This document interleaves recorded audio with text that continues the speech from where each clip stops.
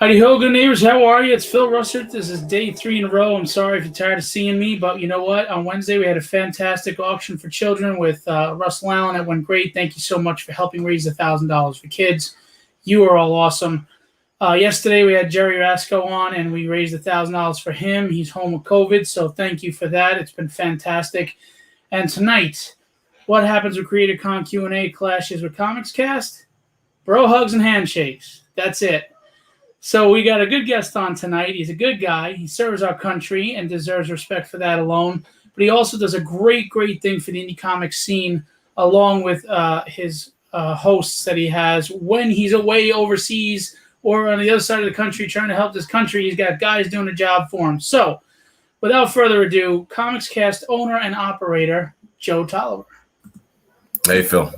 What's going on? Man.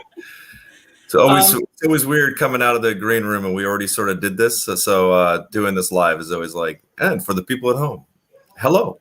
Exactly. Yeah. I'm looking down because I'm sharing this out to a bunch of pages because. Yeah, of course. Yeah. So we've been wanting to do this for a while. I think we talked about this forever ago.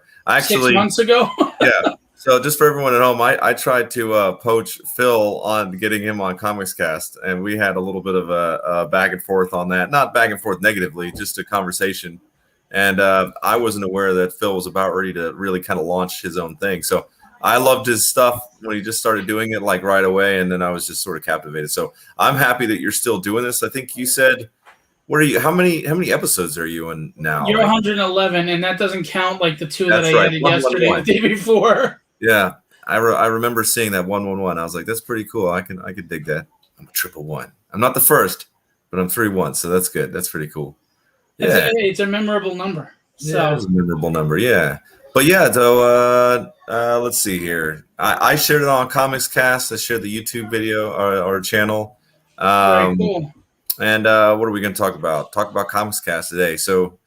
Just to get it out of the way, I am an artist. Not a good one. No, I'm just playing. No, I'm pretty good. You are a good one. I'm still waiting on that tragedy to get finished. No, the background's shit. You know what I say? I don't mind doing another one. I was not happy with that one. And that's not me deprecating myself or hating on myself. Sometimes you just do work that you're like, it's not good. So I get it. You have to be satisfied as the creator. Absolutely. Yeah. So probably I'll do another one. Working on, we'll talk about a little bit of what's going on with How to Draw Comics, I guess, inspirationally. But yeah, I'm working on a How to Draw Comics.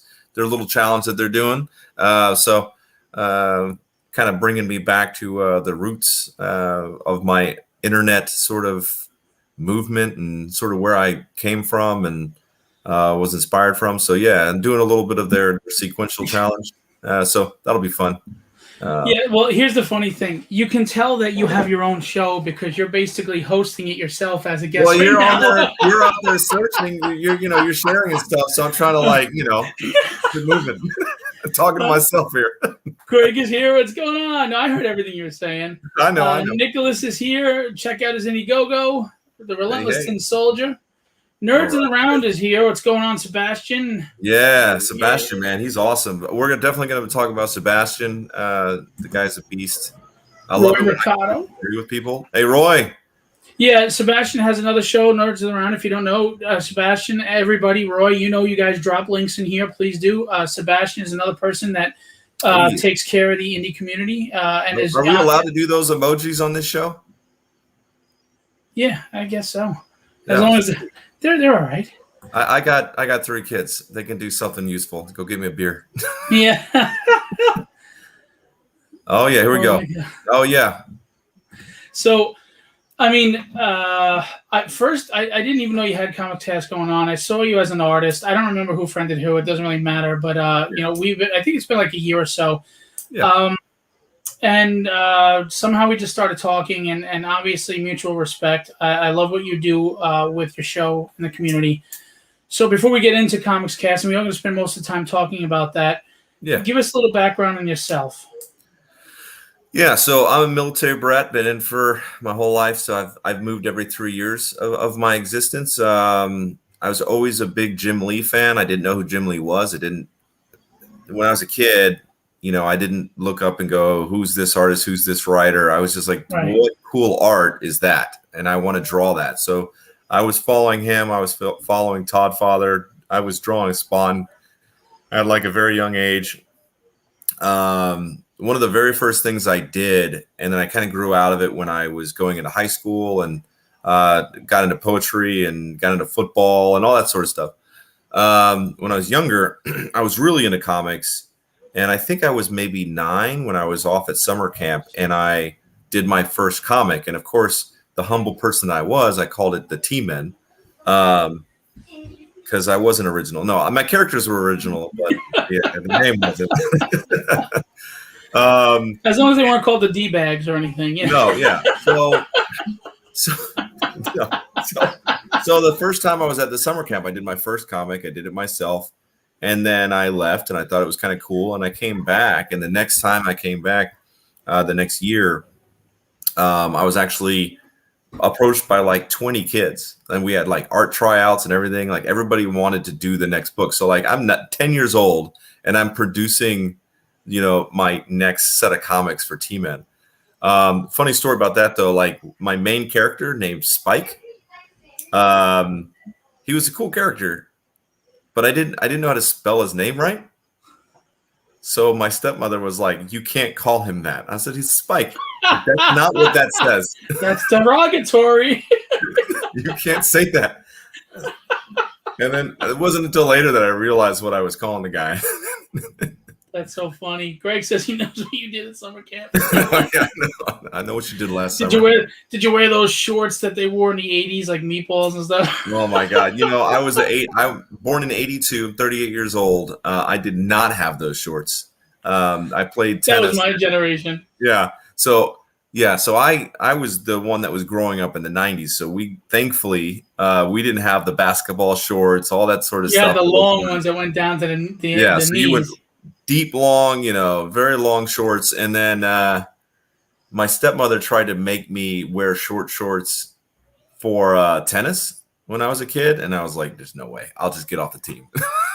Well, Greg, it depends on who you're talking about, because these days the girls wear shorts and you see the actual butt cheeks coming out from underneath them. So, and I don't know where parents are with that, but, Yeah. Well, yeah, I saw something like that at the airport today when I was picking up my 15-year-old boy. I was just like, no, that's too young to be wearing that. Yeah, it's crazy. I got 3 boys, thank God. Like, I don't think I could. Oh, I'm in trouble. I got 2 girls. I'm totally screwed. I am totally screwed. No. I'm like, hell no, you're not leaving. It's a dress, Daddy. You remember seeing those videos? They're like, no, it's not. You should change right now. I'm the father that would be wearing the shorts with my ass cheeks showing to embarrass them, to show them how stupid they look. Exactly. No, you know what, man? I totally I would give anything if I knew for a fact if we try to have another one, I'd have a girl. Like, no doubt in my mind. But there's no certainty, awesome. And I don't want to have a 4th boy. Like, there's no way.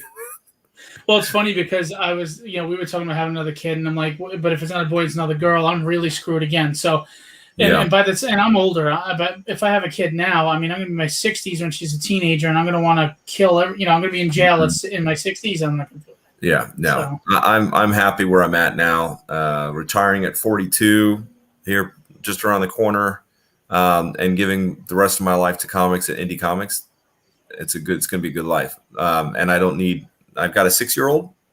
I'm more than happy, overjoyed to be able to raise him from home and not be moving all the time. Like, that's a dream. Right. To be at home with my kids and work from home and just make them breakfast and make them a sandwich for lunch, a sandwich or something like that. Like, that's good. That's pretty awesome. Like, I'm looking forward to that. Dude, I'm going to be 49 in October. I'm old. I'm pushing 50 here. Look at my hair. It went all gray in the last 2 years. Yeah, and he also fought COVID not too long ago. Like, that was like a 32-round boxing match for you. Like, I was like, oh, man. And you were still doing shows. I was like, dude, put the damn camera down and just survive. Dude, I can't. I'm laying here. I'm laying here. I'm like, I got 2 choices. It really resonates with me the line in Shawshank Redemption: "Get busy living or get busy dying." Yeah. You're damn right. All right, you Sebastian, busy fighting out, for man. dying. Jesus, I was like, stop! You got to not die, and then get back to living after that. Well, this is going to sound stupid, but I looked at it this way. If I go, at least then they have these writings. My kids can carry on my legacy there and something to remember. But I'm here. I'm good. Everybody's good. Yeah. We're not getting into that, Greg, because I don't do politics on my show. I agree with a lot of your viewpoints, but I will tell you, whatever it was I had almost killed me. So we're gonna leave it at that. Oh wow, yeah. I'm just now seeing the comments. Greg's coming at it. Yeah, we're not doing politics here, Greg. Nope. You behave. Nope. Behave, young man. We'll have a whole part of this show about the pros and cons of allowing your viewpoints to either damage or increase your fan bases, because that's definitely something that I had to deal with Comics Cast. So I don't have any problems talking about it, but not necessarily getting into it for this. No. Not with right. COVID. Well, I mean, it's like comic books. We want comics. You can broach a subject, but do it in a neutral way where we're not shoving an opinion or our point of view down your throat. Just this is let the reader think for themselves, kind of thing. Exactly. So that's what I think. It's comics. Any entertainment should be able to reflect the world to the person being. The person who's watching it, the person being entertained, and then they should be able to come to a conclusion, right? And forcing viewers to ask questions and understand what's going on. But yeah, this whole sort of like it has to be this way, and anyone who thinks differently, you're wrong. I think it's just going down a really bad path, and it doesn't matter if I agree with somebody who does it or I disagree with somebody who does it. I think that it's always a bad idea. That's when you turn entertainment into propaganda, and I'm not a fan of propaganda. Yeah, I'm not either. I just want to put out good entertainment and books, and I just want to support, the people that are out there trying to do the same thing and live their dream, and that's what you do. I mean, Comics Cast does that. Yeah. Now, hey, Brady, what's going on? So, obviously, I'm doing the same thing, by the way. I'm just sharing a couple of things here. That's fine. At least when I look at the top of your head, you still have hair. I'm trying to keep it. Coming up on 40. I don't have any more. Oh, don't give me this come up on 40. I have underwear on that's older than you. Get out of here. No, I know it. So just real quick, when we'll dive into Comics Cast, but so obviously you're a kid, you're an artist. When did you decide to serve your country? Funny enough, I never wanted to. So my father was in the military, my stepfather, everybody in my family was in the military. 9/11 happened. Still didn't join. I was going to college at the time in Tennessee. I knew I wanted to do something creative. I just wasn't sure what. I thought I was going to be a carpenter, like I was becoming a carpenter's apprentice. I was going to school for that and some other things.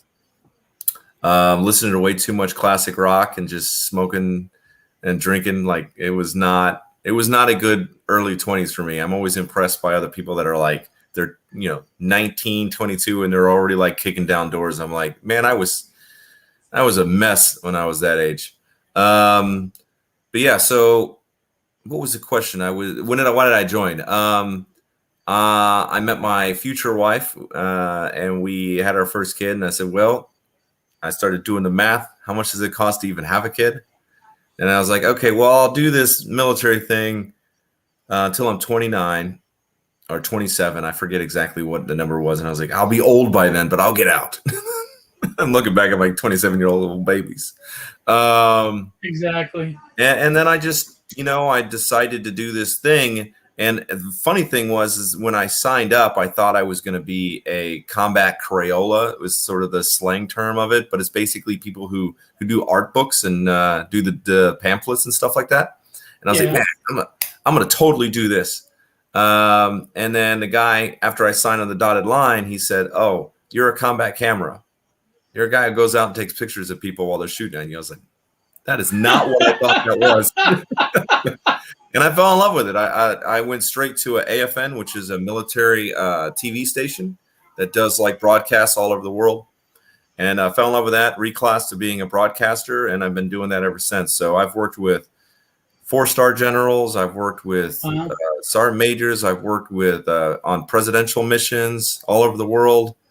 So it's a good gig. It allows me to get a. I've been doing it for 15 years, so it allowed me to do a lot of media production, and that's when about 9 years ago I decided I wanted to do something to reshape the comic community, and that's sort of I started looking at what's the tech at right now? How do I do it? Can I create it?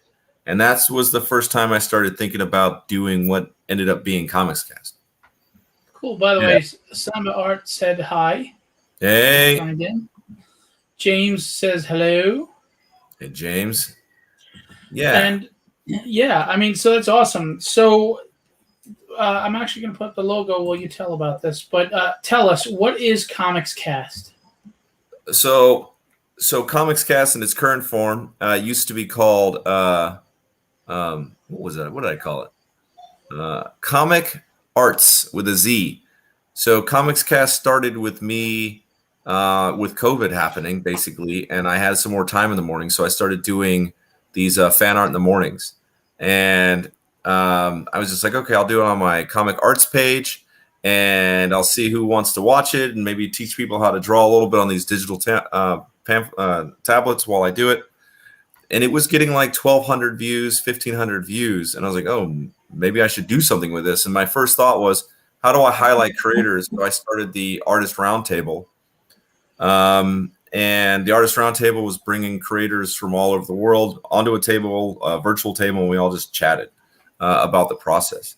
So that's where Comics Cast came from, was Gerald and I and some others at the beginning, Jason McCormick and some others. We were like, hey, let's do something where we really focus on creators from around the world. And we made sure that we focused on, comics. We were focusing on creators that were from the indie community. So I made a couple of missteps here and there, but we really wanted to make sure in our tenets that we didn't go too far outside of focusing on indie creators. So that's where Comics Cast started, was on Comic Arts with a Z. Just a flash of the pan, fans of mine. And then it went from, I had 800 followers, and in about a year, I think we've gone up to 6,000 on Facebook alone. So pretty good on Comics Cast on Facebook. It's a good start. And what we're doing right now on Comics Cast is basically just building relationships. Everything about Comics Cast is what we're going to be doing and what Gerald and I are working on right now. So it's all about building relationships. So we've got Inside the Indie Studio that you can watch on our YouTube channel. We've got the Artist Roundtable, which aren't any new ones, but there's still a lot out there. And then the one that's live right now, that's live every single Sunday, is the Let It Out with Gerald. So he's been just killing it, just keeping pumping those out. I don't know how many episodes he's got of that thing now. Like, I don't know. It's insane. So it's a lot of work. So how did you meet Gerald, and then how did you meet that degenerate Rick? I mean, that really good guy, Rick. Oh, speaking of Rick, look who's here. We didn't even know. There was no connection. I'm honored to be a part of it. There was no connection here. So I met Gerald. Gerald tells this story a lot because he finds it entertaining. So basically, Gerald and I came across each other because he was drawing something on how to draw comics, and that's really where all this started, where I made a lot of my connections, was all the artists on how to draw. So huge fan of Clayton and Ed. They're phenomenal. And a big fan of Rick. So if you don't know, Rick is a moderator on How to Draw Comics. That's how we sort of knew each other. Not well by any. I knew Ed and Clayton a lot more. But anyway, so I met Gerald on How to Draw because he posted something. Oh, yeah. Overlord, huh? Okay, Sarah. That's Sarah, by the way. That's just her YouTube link.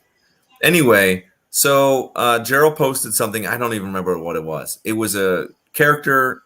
But Gerald, if you know Gerald. So in his rawest form, and this was years ago, I saw something that was like, holy cow, something is really there. Your faces are wrong. Your hands are wrong.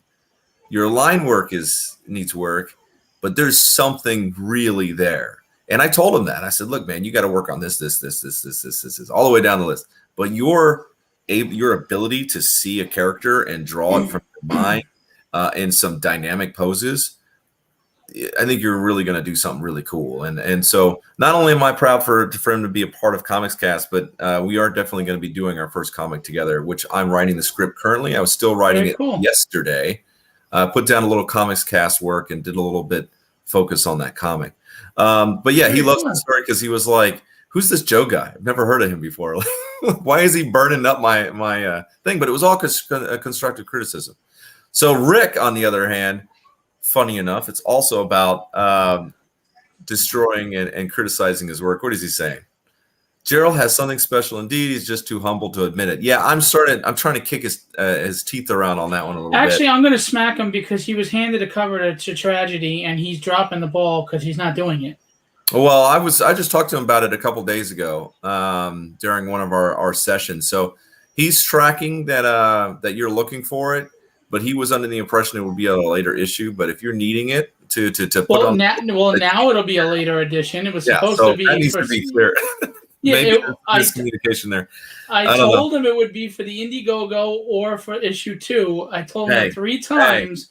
All I know is I'm still waiting for my Nightcrawler. So I don't know what to tell you. I'm waiting for a lot of things from this man. There, I'll send you the Joe Tolliver. Gerald, that's awesome. Work together on that one. That was fun. That was our first little how do we work together and ink to him. I ink his work. So anyway. Let's see here. Going into Rick. So Rick is a very funny story. How to Draw Comics. He was doing, because How to Draw, after Comics Cast really started kicking up, I'm not going to say they copied us. Let's say they were inspired by us. And they started doing some shows during COVID. So they started doing shows. Rick was on some shows, and they were doing critiques of work, which is what How to Draw Comics should be, critiquing people's work. And in retrospect, I may have been a little harsh, but they basically went after one of Gerald's pieces. And it was like, ba-da-da-da-da-da-da-da-da. This thing, it's wonky. It's never going to be professional, blah, blah, blah. Oh, wow. Yeah, so and I might be paraphrasing a little harsh. But anyway, they were a little rough. It was Rick and Ed on that talking. And wait, you mean Rick was harsh? Rick never, he's so soft. I know. He's never harsh. I didn't know Rick at that point. And no, I'm being sarcastic. If you don't know Rick and you look at him on video, he looks like he's angry. Yeah. But then when you talk to Rick, he's like the nicest, sweetest guy. So Rick's about ready to be like, I know you beat me up.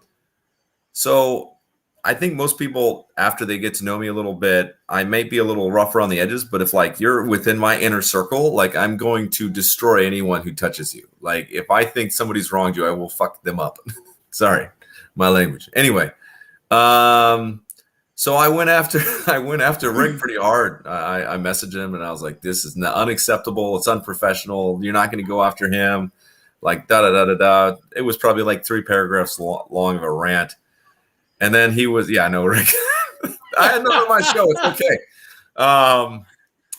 That's why I don't do a lot of Comics Cast stuff. If I got upset at you for an F-bomb, I'd have to punch myself in the face 50 times. So yeah, I got on him about it, but then I think we chatted about it afterwards, and we were like, "Look, man, maybe I didn't have to be so harsh, and maybe we could have been a little bit better." And Rick has been a huge supporter of Comics Cast. He got on board. He understood what our vision was. But yeah, we're still doing that first phase of Comics Cast, which is building the community, building the relationships, really focusing on highlighting creators that are pushing books out, that are getting stuff done. So that's what we're doing now. But the whole reason I'm on shows like this, obviously, I'd love to be on your show anytime. But I'm going to start doing a lot of more shows like this because I want to start talking about what we're doing next. So that's what I'm going to be excited about talking as we kind of keep going. So. Anyway, did you have a time frame though? Did you have set goals, realistic goals of I want to be here at this point, and then the next phase is to be here at this point? Is that what your approach is? So it is now. It is now. Thankfully, because Steph is Jesus, what a goofball, but also there's people in this world that are inspiring, but you still want to push them on the ground and be like, you're like jerk.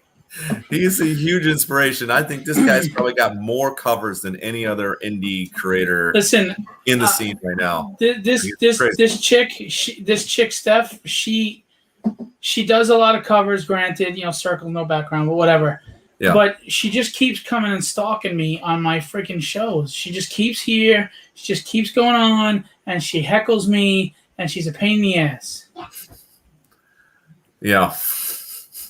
By the way, Rick said, yeah, I may have to Gerald started trying to get me on with you a lot, but yeah, we ended up understanding each other. Yeah. And now he's as equally protective. It's hard not to be protective of Gerald because he's like the softest, nicest guy. He's not a confrontational dude, and he's not the type of guy that's gonna be mean to you. So when someone comes after Gerald, you just naturally want to. I mean, even if he stands up for himself, you just want to stand up for him. Yeah. Yeah, and the crazy thing is that Comics Cast would have died probably 6 to 8 months ago, maybe a year ago, if it wasn't for Gerald. So Gerald understood when I explained to him what the vision was. He understood it, and he was like, "I'm going to keep doing my thing. I'm going to keep this thing afloat, and you're going to do your thing." And I was like, "I don't know," because I didn't start like you were saying. Like, did I have like set goals? Like, I was so ambitious, but at the same time, I was like, "Oh, it's going to be so easy because we're just going to do this, and then we're going to do this." And I remember you messaged me about something, and I asked you a business question, and you were like, "Oh, I didn't think of that." yeah. And so there's so much cash issues involved for production, for pitching to investors, deciding to go with investors, going with an LLC or something else. There's so many business decisions that go into it that my mistake has been either I have not I've been timid to make a decision, or just been busy and I allowed myself to say, well, I'm busy, so I can't work on this.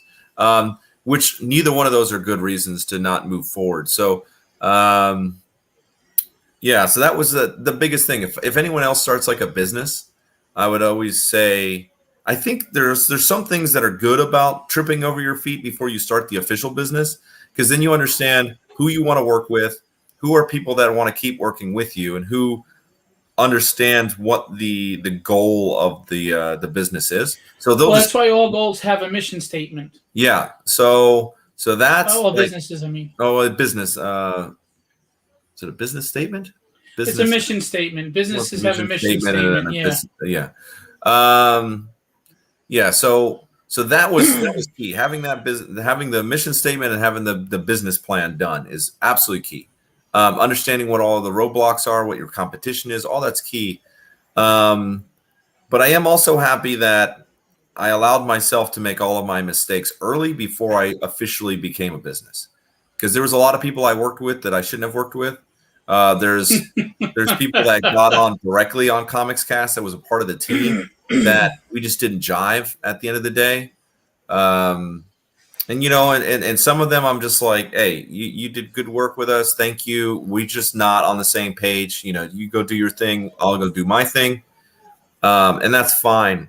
And then others I've lost because either I was too aggressive on some of my political points of view. And they were like, I can't work with you anymore. And so we've had a conversation about that. And I learned a lot. Learned that lesson too. It's tough. Roy said some stuff here. It's a lot. Yeah, he says, I was going to give you a minute to finish your thought. No, yeah, it's good. Comics casts helped me in more ways than most of my friends, not to mention my career now. They found me right the time that I was considering quitting comics. What can I say? You're not just good motivators. Yeah, brother, I appreciate it. Pigeon milk. Woot, woot. Yeah. Woot, woot to you. I like your little graphic. That's cool. Now, I was going to bring this up, so it kind of ties in what you're talking about. You and I are very similar in our personality, except I think you do come across a little more rough than I do, at first. Unless you're angry, and then your rants can get kind of... Yeah, well, that's the thing is, you're rough in a more silent way. Like, fewer words, just straight to the point. Like, three words, that's it. Yeah. I'm rough when you get me riled up and my Irish goes, and now I'm just screaming at the sky. But you're a very confident person who knows what he wants, how he wants to get there.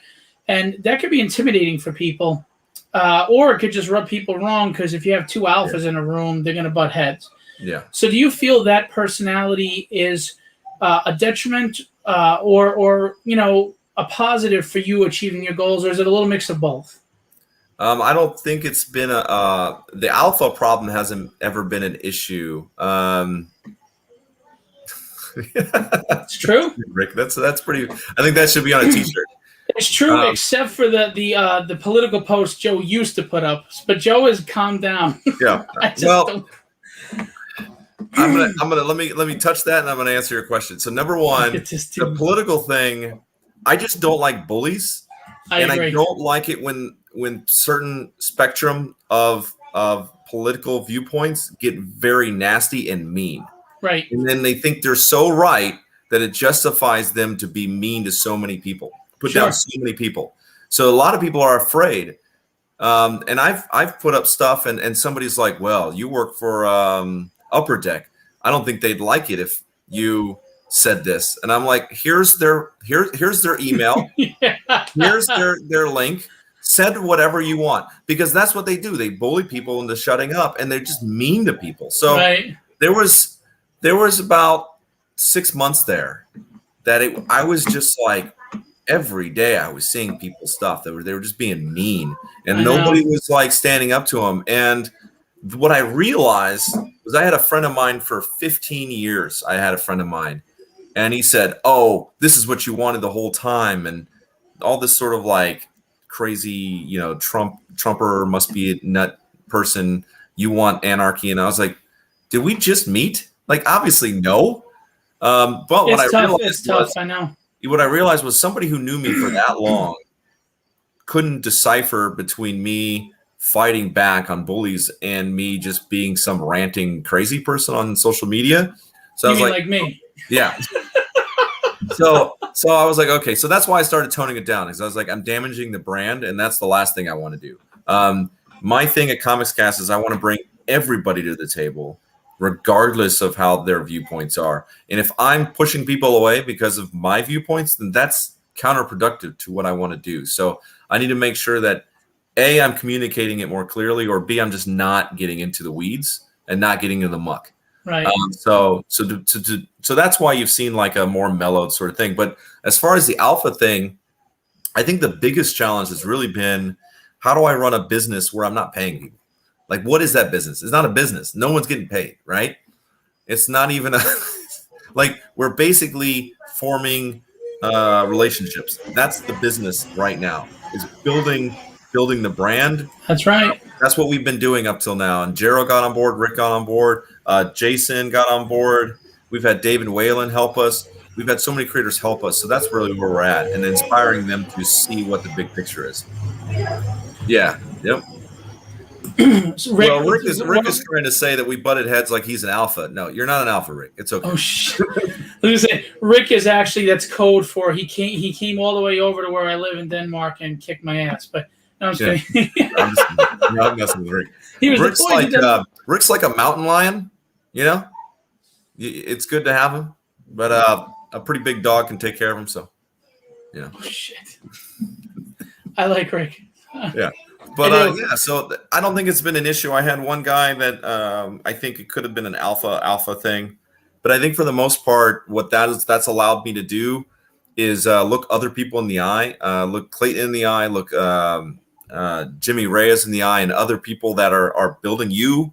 Other people are building these small pockets of the community, or like for your case, I mean, you've got cons and everything going on, and to just be able to say, this is what I'm doing, this is what we're doing. This isn't the end goal. We're going here, but we're not there yet. So we're still building the community. I think that's helped that more than anything else. Does that make sense? I hope that makes sense. Yeah, it does. Look, I mean, people don't realize all the things I'm doing tie into each other. And yes, and my currency right now is networking and meeting people, and part of that is treating them right and treating them fairly. Yeah. Because I don't have money, but I can give them respect. I can give them decency, Pro gamers here. Yo. Yo, Aaron Best says, "Big dog, Joe." Huh, Joe? Yeah, that's right. You were with him at his booth that time when I had him live on the show. Yeah, we need to do a actual like jam session in our own studios. I've been wanting to do that for a while. Aaron, we need to message me during this show, and I'll get back to you because I definitely want us to do that. Crack open some beers and actually like just draw in person. Like that'd be crazy. Like next to each other. That'd be cool. Yeah, we may broadcast and may not. Who knows? Rick is not an alpha. He's just Rick, which is better at times. Yeah, Rick's good. Rick, what can you say about Rick? Like he came on coming over from How to Draw and said, I really like what you guys are doing. How can I do something that's engaging? He had a bunch of ideas, but at the end of the day, Rick's been helpful running some of our shows. And he's, one of the big things he did was I don't really want to, I don't want to advertise it. He started a fundraiser and it was great. It was great. So yeah, I know what you're talking about. Yeah. Absolutely. So I try not certain things like that. I don't want to. Well, it's someone's personal business. So yeah. So, but he was great. He was able to say he helped the community raise a lot of money to support somebody who needed it. So huge thank you to Rick for doing that. He has, by the way, Lair, Lair filled with little girls. Well, this whole space here, you can't see it. It's kind of a mess, but you're seeing the wall behind me. This is my studio, and I've got 2 desks and an art table. So we're good, man. You come over here, we'll draw together. It'll be awesome. We'll jam out. So phase 1 is over. What's phase 2? What's going on with Comics Cast? What are we looking for? All right. So phase two is what. Actually, it's kind of the end goal. So I almost don't even want to say we're building to phase 2. So we're ending phase 1 and we're building into phase 2. So what that is thanks to I always forget everyone's name. I wrote his name down here because I didn't want to forget it. Damn, he's gonna kick my ass. He's gonna, dude, what the freak? Anyway, that's right, Pigeon Milk. You're right. We gotta build together. We gotta grow together. We gotta be a community. There's no competition. The only competition is to be better tomorrow than you are today. That's my competition. Exactly. I love that line. It's one of the best lines I've ever just be better than you were yesterday. At the end of the day, be better than you were yesterday. That's all you can do. And if you're confident in what you're doing and what your product is or what your business is, you're not threatened or worried about what anybody else is doing because you feel confident that, look, I'm doing something that's going to be something. And whatever you do doesn't affect that. It doesn't stop that. Well, the funny thing about Comics Cast and what I want it to be is if somebody else steals it, then I don't care because that means it's built and the community is better for it. And that means I can use it when I retire because that's what I want to do. I was like, okay, how do I use these platforms, Indiegogo, Kickstarter, and the other one, what's the online comics, Comixology, right? And I'm like, okay, how do I use these platforms? If I make comics, how much am I going to make? All this sort of stuff. And I was like, okay, well, maybe I could do something different. So what we're building now is we're building the framework that will be basically 3 to probably 5 digital comics. And we're going to be using video features just like we do on Comics Cast. And we are going to make it into a basic web design that is a Netflix style version of digital comics. So everyone around the world can have access to 100 plus comics and features and videos featuring the top creators on the platform, all these different things, right? So that's what Comics Cast really is. Everything that we've done up till now is just world building, as you were, So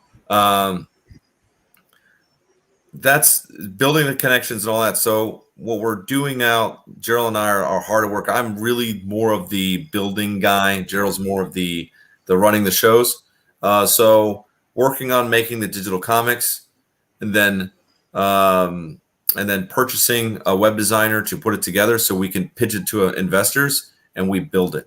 So really that's where we're at right now. That's the next phase of Comics Cast is launching with 100 digital comics and features on the platform and making it affordable for everybody able to use on their iPad, on their phone, whatever device that they want. And also with the monthly subscription, trying to figure out exactly how many comics that can get shipped to them.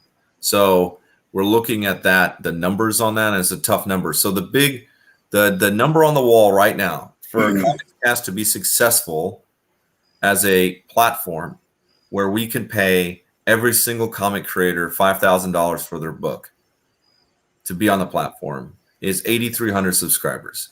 That's the number on the wall. We hit that number. That will allow us to have 100 comics on the platform and be able to pay everybody $5,000 per comic on the platform, because that's what my dream is for ComicsCast, is to have a platform that allows people to work solely on their book for a month and then put it on this platform and then sell it to the platform. So, all right, so use Tragedy as an example, not to promote myself, but just because Tragedy, I don't want to talk about anybody else's property. That's fine. I've got this book. I put so just in layman's terms for everybody to understand, what would you be doing with my book now, in a digital format only, or are you also going to like deal with distribution of? So distribution, physical? Obviously. So the challenge is the first year, right? Mm-hmm. The challenge is always the first year. The challenge is when you have no capital. The challenge is when you're like, okay, I'm building this platform, but I'm going to need goodwill and good faith from IP owners that this is where we're at. And the only way we can move forward is if we create it together. And then, so the dream is, once we have that, let's say we have 8,300 subscribers, right? So what would happen is I would be basically renting your IP for 1 year to be on the platform. So the 5,000 is for 1 year on the platform. And then the subscribers basically would be paying additional fee, which is unknown at this time, to get a hard copy shipped to them. So they would be like, okay, I like Tragedy. I think Tragedy's awesome. I like Phil. I'm a fan of Phil's. And I just love the books. How about I pay an extra X amount and I'll have Phil's books, Tragedy, sent to my house every month. So then that would be how that would work. Now, the exception, that obviously the question is how much that does that have to be? That's going to be the challenge as we sort of build it up. Here's a question for you, though, and I'm not trying to burst the bubble. Yeah. When you're dealing with the indie community, they're not coming out with monthly books. They're doing these campaigns. It's every 3 or 4 months. Exactly. Okay, so that's the point of the whole reason for the platform. Okay? It's the whole point of the platform, is because what I want people to be able to do is to get out of, I work 9 to 5 job, and I'm slamming together as much as I can to get a book done in 3 to 4, maybe 5 months at a time. Okay? So I want to incentivize people to work a month, get their book done, and then sell it to the platform. That is the purpose of the platform, is to basically make indie comic creators professional comic creators. And how does that work as far as copyright to the characters, et cetera, and the book and everything? You're just renting that published piece to sell, but you don't have any creator rights or anything like that? I have no creator rights. I do nothing with it. It's absolutely 100% yours. And this is where the question mark goes. Obviously, if you've ever seen Netflix or anything else, you watch something and then all of the content will be funneled to you. Like, we have your book, we have features of you, all this sort of stuff. We have however many books you've put on the library for your content, right?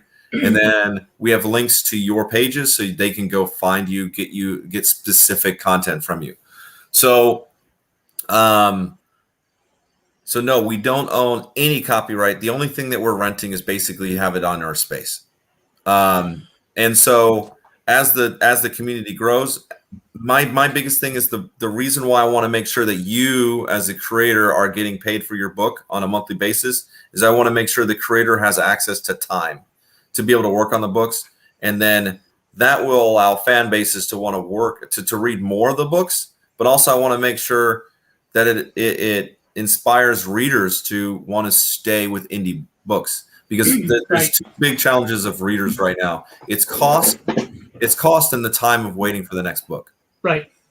So that's the challenge. And right now there's no platform that really allows creators to really work on fully finished books. I'm not Well, talking I'm going to about be like honest with you. This whatever. sounds very interesting to me because I'm not the type of guy, and I don't mean this disrespectfully. Yeah. I don't want to be just doing Kickstarters for the next 10 years, and I've It's only not put out 10 sustainable. books. You know, or it's Yeah. not sustainable. It's Right. not. It's not distribution, and it's not Mhm. meant to be. It's meant to just fund your book. So this is a very interesting thing here because not only are you bringing, potentially, of course, Yeah. bringing this to a larger audience for people, but you're also making this a possible monthly thing that we can really start acting like the big publishers and getting it out. Yeah. Now, I'm not clear on all the money, which I'm going to ask you because Rick had said some things in here. Mhm. So I'm just going to ask layman's terms for the people watching to make sure they understand. So you basically lease, rent, whatever the word is, that my Right. IP, my book. Say I have 2 issues out. Mhm. For $5,000 for the issue, for each issue, or for whatever I have. Well, the idea is to have 100 books on the platform when we launch. So obviously, we're not going to have 8,300 subscribers. So the hope, the dream, the drive, the ambition is to get the 8,300 subscribers as quickly as possible, getting it to that year. Because the 8,300 will allow us to amass $500,000 by the end of the year in one 12-month time period. That 500,000 would go to the books that are on the platform. So that's. But then, where do you make money out of this? Because you're paying us to put on there, and do you get the sales? Do you get the money from the sales? Do you get a percentage from the sales? So as you're tracking, I don't make any money right now, right? So it's not going to make a difference if I don't make any money when I have $500,000 either. My point is to make sure that the platform is sustainable and it works initially. That's the point. So at some point there is going to be money that doesn't go directly to the creators. Right. But what I want to see happen, if let's say when this, I'm going to use the word when because if is never a good word. So when this happens and it grows beyond the 8,300, what I would like to see is creators that are selling more books or people go and read more of their books because we're going to be analytics will show who's reading what books. We're going to be doing the same contracts that you look at with the Netflix contracts. So bigger names in the indie community, because I'm not going to do, just like anything I've always said about Comics Cast, Indie Comics Cast, it's about indie community. I'm not going to be bringing in some hotshot that's working for DC and a DC thing just because DC all of a sudden wants to work with us for something. It's not going to happen. So it will be tiers based on contracts, will be based on what your books are already selling on the platform and who they're bringing in, or if you're a bigger name that could bring more people in. So it'll be like that. But I always want, my standard was always, I always wanted to be $5 per month for a consumer to be able to read all the books digitally and then work out another tier somehow if you want physical copies coming to you, because that's just cash flow. Like you just need cash to be able to move stuff. Like there's no way around it. Have a good night, Rick. Yeah, brother. Thanks.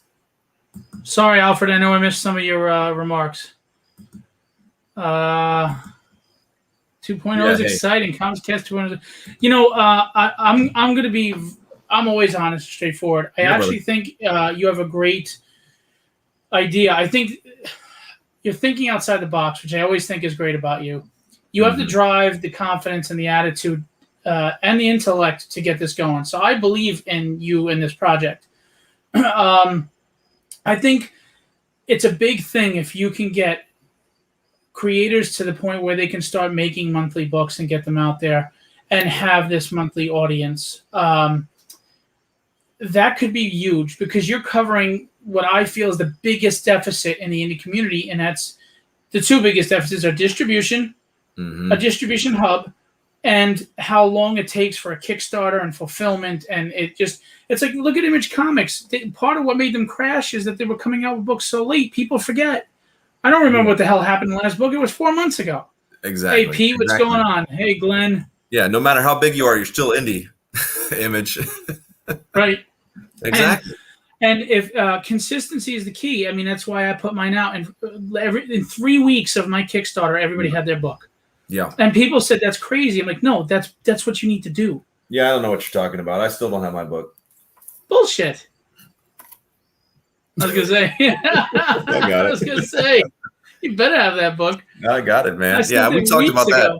Yeah, I've been wanting to. God, I want to do reviews so bad, but it's like, yeah, make Comics Cast happen. Do more videos. I'm like, I'm not worried about that. Do the work. Do the work. If you did like it, you could just write a review to me that I could use for marketing. But if you didn't like it, that's cool. I can handle that. It was terrible. It was awful. But it was the worst, best book I've ever read. But we're not even. It's not even about me. It's about your platform. And what's the name now? Is this platform continuing with the name Comics Cast, or is this coming up with something else? The funny thing is that it was always. I was thinking I was always going to call it Comics Cast, but I'm not only uniting the indie comics community. I want to unite the indie media community as well. So I might bring everybody under the umbrella of Comics Cast with all their individual shows, and put that on the platform as well. So people stop chasing YouTube algorithms and everything else. Put on the platform. This is where we all are. This is where we all are. Unite us all together. So get Pete on there. I loved when we hung out. Pete and I only did one show together. I think it was the Chadwick Boseman thing, and I still loved how that show worked. Pete was phenomenal. I love just watching and listening to him. But anyway, Pete's got a show right now. You guys should go watch his stuff. Yeah, drop your links, Pete. You know that. Yeah, so connecting those two, and then God, my memory's terrible. What were we talking about? I was gonna say, how much did you drink and smoke in your early 20s? No, it was just cigarettes and well, no, okay. I don't want to lie. He said, yeah, that Chadwick show was dope. Yeah, it was, man. It was. All right, so here's a question for you. Yeah. Ask me direct questions so I don't forget. How are you going to build the what do you call it? The subscribers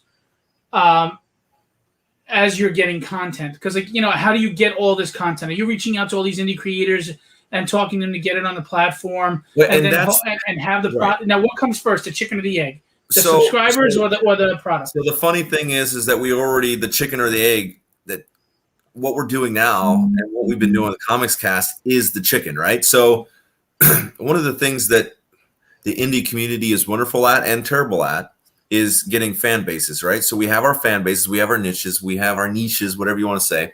And we've got like 20 people here, 30 people here. We got 300 people that follow him, whatever.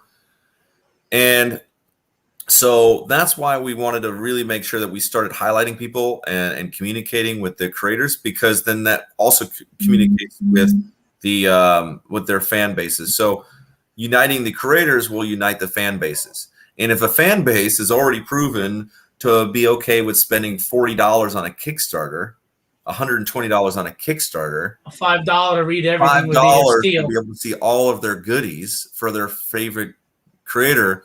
So it's always been somewhat, we always want to make sure it's organic, but it's a natural progression. But everything about this is about uniting a community from 10 different fingers into 2 fists. And because you have a lot of clicks. It's kind of like high school, the indie community. There's a lot of clicks. There's there's Steph Wilson's click, and there's Tom Hutchison's click, and then there's Jimmy Noble, and all these guys. Yeah, they have their niche exactly. I hate saying niche; it sounds weird, but niche. It sounds pretentious. Yes, so uniting that would be great. So when are you going to start reaching out to independent IP creators to get their content on there?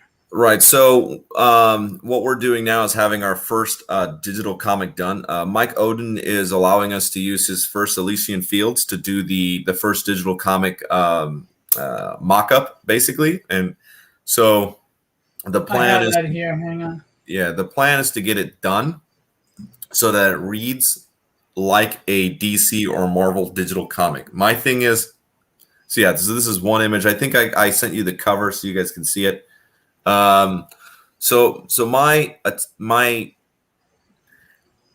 no nonsense, I will not budge from this, is I do not want to create PDFs on this platform. I want it to be as high caliber as possible and as close to what you get from a DC or Marvel digital comic as we can get it with our tools as of right now. So that's would you do the conversion for people though? Yeah, so I will be converting all of the digital comics. Cool. One of the big things that's in question right now is, do we keep the digital comics because it's a comics cast / whatever the platform will be called? I think so, because I don't want people taking those digital comics and using them somewhere else. And then that takes away from the platform. But that's not necessarily anything I'm not willing to budge on. It's tricky. Steve. Yeah. He wants a click. Damn it. Whose nipples have to rub to get my click? Rub your own nipples. You'll get plenty of clicks. Do you know Steve Garcia? I don't know. You need to. He's the most hilarious figure on the planet, and That's he's good. just a great guy, and he's so talented. Steve's probably going to be like, yeah, we know each other, Joe. I have like 5,000 people on my Facebook and then like 6,000 people on Comics Cast, and I'm already bad with names, so it's just awful. It's one of my great failings in life that I try to lean on other people to help me out with. What do you mean, Alfred, not mine, or Brett? I never know if I should call him Brett or Alfred, because he goes by Alfred Pennyworth on Facebook, and if I call him Brett, people won't know who I'm referring to. Yeah, I just call him Alfred. I mean, he's going with Alfred Pennyworth. That's what you get. Or I'm going to call you the butler. Like, I don't know. Let's figure it out. I think this is awesome. So what's the timetable? When are you going to start? I mean, I know you're talking about Elysian Fields, that's Nine Realms Publishing. And when are you going to start reaching out to these creators and saying, hey, let me backtrack. When's the platform going to be set up? So I don't have a good date on, or even a timeline, because I don't want to pressure us to get it out at a certain time. What I'm looking at, I would love to have it out in 12 months. I would like to have it out in 12 months, but here's where we're at. So right now we are building the digital comic mock-up. Then we're going to go have a meeting with 5 or 6 indie creators and say, this is what we want to do. Tell us from your point of view what you need from us, contractually, whatever it is, to get your comics on this platform with this mock-up, with an idea of moving to this state of being within X amount of time. Because as a startup business, obviously we're not going to be able to pay everybody $5,000 day one. There's no cash flow coming in, so we have to build it. So that's going to be a difficult conversation. I always told everybody, it might not be that difficult, though, because you're providing a platform that gets them out there that you're not charging them for. Right. Because that's the challenge. That's why it hasn't been done before. I always kind of ask myself, why isn't anyone doing this? And then the more and more I worked on it, it's very expensive. It's very expensive to build what I want to build, and that's why it hasn't been done. That's why he needs a sugar mama. Any old ladies out there? Yeah, and I'm really trying to avoid doing, crowdfunding, anything like that. I don't want anyone to feel like they paid to get access to anything. I want everyone to come on this thing with $5, just like everybody else, get all the access they can have. See, I think that's Comics Flicks. I do like that idea. I may steal that. We need to talk, man. Comics Flicks. I like that. But now, that might get me in trouble with Netflix, though. Yeah. Now, well, if you say FLICKS instead. You know what I actually wanted to call it for the longest time, and then Gerald finally kicked my butt and said, no, you can't call it that. I wanted to call it Icon. Indie Comics on Net. I was like, I'll just pay whatever it costs. It's been because I wanted. The idea was that we were going to make indie creators icons. So what's wrong with that? Perfect. But icon is such a the expense on purchasing that and putting any ownership on that word is going to be. Well, the thing is, I don't know if you can put ownership. Anybody can, because public words like that you can't. Like for my show, Suffolk Comic and Art Expo, every one of those words is a common word. So I can't. Well, it's also there's copyright on that word for other companies. So Icon is a company already. It's like probably 3 companies. But if it's used as an acronym, does that change it? I.C.O.N. That's a good question. That's where legal advice comes in, and so because an acronym isn't the name of the company. I mean, like National Geographic is calling themselves Nat Geo, but it's National Geographic. I know. So do I. Someone Sci-Fi changed themselves to S. Right. What was it? SYC. Yeah. I was like, what letters? My point is, Icon isn't the actual name. Yeah. Yeah. And like I said, the name of the platform is still up for discussion. So I might revisit that. Comcast is already taken, Sarah. Sorry. Comcast. Comcast is a major company. Comcast is an internet provider. Yeah. And it provides like So See, so the to thing give is, you a platform, Cast actually works though. Comicscast does work. There's nothing wrong with Comicscast, and I could definitely. I like. Oh, sounds like a rap group. Yeah. So but wait, it gets worse. Yeah. so I would say I don't have a timeline. I would love to be in the next year, but I know the steps that we're going to go. We're going to get the digital comic done because I've gone through 3 different softwares and I don't like what's happening. So I'm not budging on that until we get it right. Then we're going to pitch to indie creators to be able to get a real solid feedback from that group. Then we're going to go to our web designer, which I already have picked out. I've already figured out the company. They're going to design it.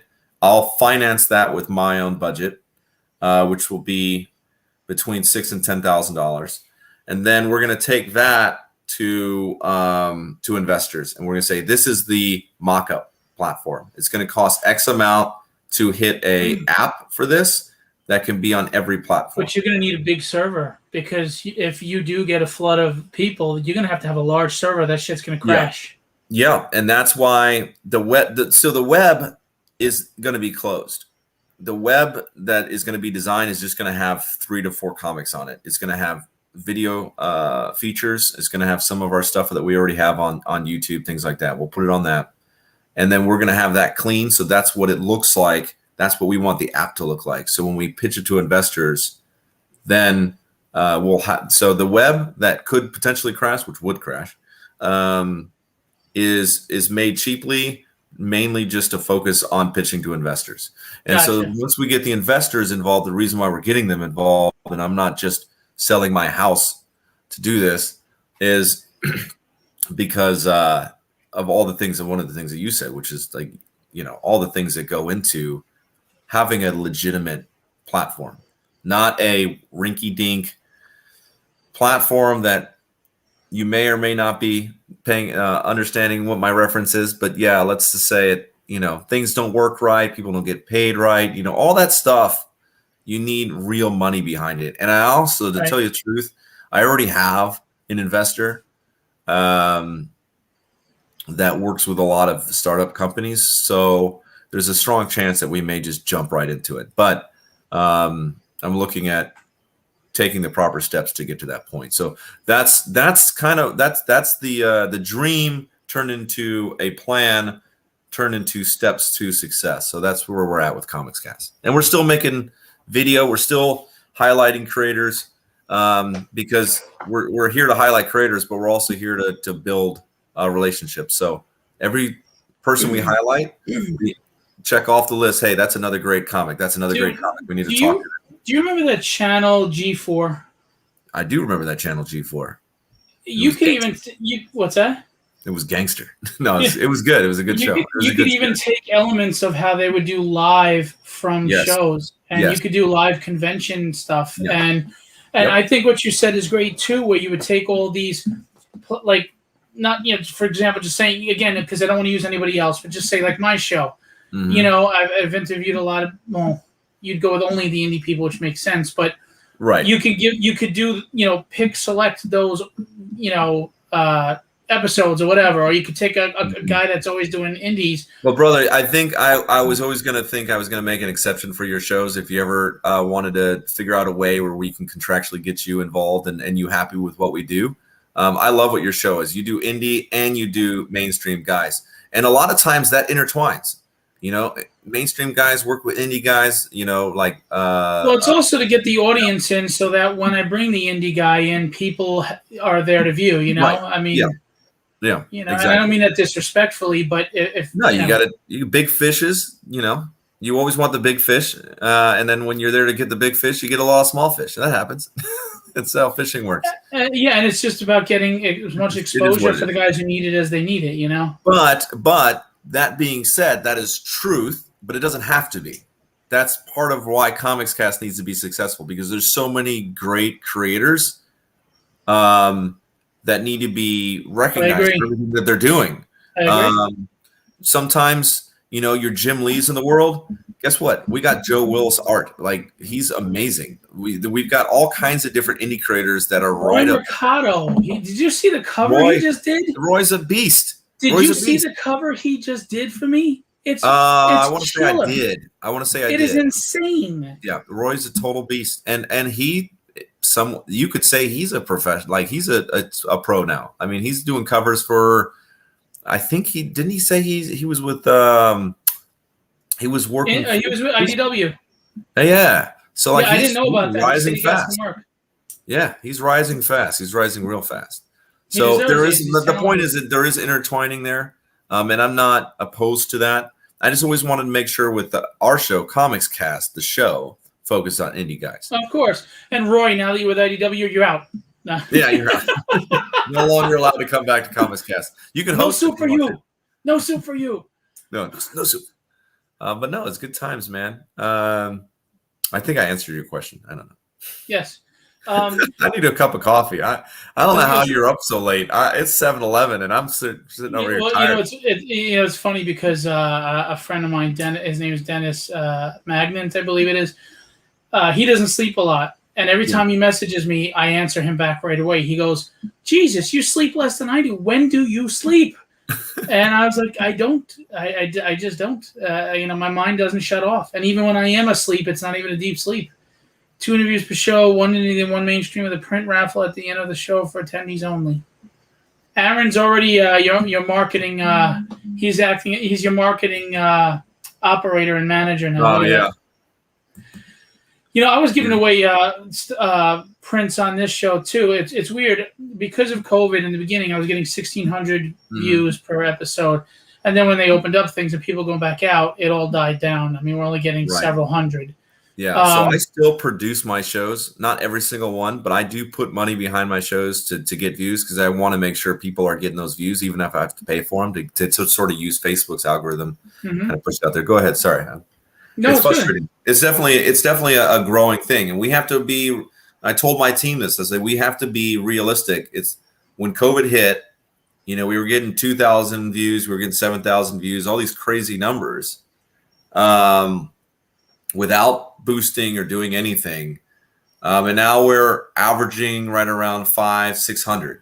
So still pretty good views. I mean, but we have to be realistic. It's not that people hate our show or that they're just not. They're doing other things. Right. They're doing other things. And at the end of the day, we're still making those connections, and that's the focus on why we're doing Comics Cast to begin with, is we want to make those connections and at least try to boost people's ability to get their content out there. But again, if you already have fans and they're going to pay for your stuff, the challenge is getting you new fans. So that's always an issue. You're damn right, because my Indiegogo is dead in the water right now. So you're damn right. Getting new fans is we all paid for your stuff already. I'm not going to Indiegogo and getting you more money. Exactly. You already got my money, all right? And I agree with that. I don't have any problems with that. I understand that totally. And that's why you try to do other covers and incentivize cover collectors. But it is hard. Comics Flicks. Kevin Stewart is here. Great artist. Sarah, thank you. I will look into that about the sleep. I appreciate the recommendation. Kevin Stewart, another great artist. Have you ever had him on your show? He's really good. I have the great opportunity to rep him right now. Gerald needs to be messaging me saying yes or no. He's really good with he knows everybody. I don't know what COVID is good for. I just know that I utilize my time in the best way possible. Yeah. So I will say this about that. I'm not going to be. I will choose my words carefully, but I will answer the question. COVID is a terrible thing. It was rough on a lot of people, rough on the entire planet. But what creators found out was when you force creators to sit home and twiddle their thumbs, then creators, after about, let's say, 2 weeks of playing video games or doing whatever else that they just always wanted to do other than create, they have to create. And that's where Comics Cast came from. I had time to create Comics Cast. I've been thinking about it for 7-8 years, and COVID hit. It gave me time to do it. I know other creators that got their first comics done. They wrote their first books. I'm one of them. Their first cover. I'm one of them. Yeah. So COVID was an opportunity for people to take advantage of the time that they had to do their side hustle. But it's a difficult thing to say because, a lot of people struggled, had tough times. But see, but you know what? It is what it is. And I'm not going to be politically correct. COVID is a horrible thing, of course, but good things come out of bad things all the time. Period. Yeah. And that really depends on your mindset and who you are as a person. If you're someone who's going to lay down and just say this is woe was me and be a victim, well then, yeah, you know what? It's all shit. But if you're the type of person that says, all right, you know what? This was bad, but where do I go from here? What do I do with this? You turn it into something that becomes good. The time that we were allowed during the pandemic. Exactly. I mean, I, of all people, know damn well what it does to people. And so what? I got up and I made a comic book. So, yeah. And it looks awesome. And you know what? You brought the community together on that one. A lot of people trusted you. A lot of people, I don't know why. Hey, man, sometimes when you ran, I'm like, I don't know. I don't know this guy, man. I don't know. See, here's the funny thing. A few people joke about the ranting, and a few people have said, careful, you're going to look bad. First of all, I don't give a shit. I'm not a fake. But the thing is, it actually brings people closer to me because they see that I'm real. I'm honest with you. I'm raw. Yeah. You see me when I'm happy. You see me when I'm angry. You see me when I've been sad and cried on video because I don't hold back. I'm very honest. So people know I'm not full of shit. Yeah. I will say this to counter that a little bit. Not everybody sees you all the time. Sometimes people will only be introduced to you at that time. So that would be the only pushback on that. And you know what? I ranted about that that online con that I was supporting for months, right? And I did a little rant on that, and there was so much drama behind that. The truth is, anybody who's going to judge you based on one interaction, I had that video I did the other day, right? Someone came on, they came up with a snarky, sarcastic post. This is one of my friends that I've never interacted with ever in my life. And their first response was snarky, right? And they didn't listen to the whole video. They listened to one section and thought I was upset about something that had nothing to do with it. Yeah. So my point is, I don't need those people around anyway. Because those aren't people, like you said before, your friend of 10 or 15 years, it's like you all went away because they just have this narrow view of things. Well, I don't need those people around because the truth is, if I have to walk on eggshells around you, I don't need to be around you. Yeah. I think with the politics and with us, whenever you're creating a business or you're doing something new, there's going to be people that hate you just because. But I don't do politics. You never hear me talk politics. No. I know. The problem is you can have a point of view that can be construed as politics, right? So you're more of business savvy rants. I'm more of political rants. That you can construe it as that way. But yeah, so that's just the sad part is that we are tribal right now in a really ugly kind of way, and we don't have to be. It's true. Yeah. I also look at it this way, and forgive me how this sounds, but I try my best to do a lot for the community, and I sacrifice a lot of time and effort for other people. So if my one moment of just venting my shit turns everybody off, and you're going to erase everything I've tried to do for that one venting, then I don't need you around either. And that's how I look at it. Yeah. Hey, guys, I just let you know, I just got a update that Clayton Barton is live right now. I want you, at least one of you guys, to go over there and tell him that Joe said he's live right now. And Joe said, turn off your damn live because he's going to talk and you're taking views away. So turn your live off. Go over and do that, guys. Yeah.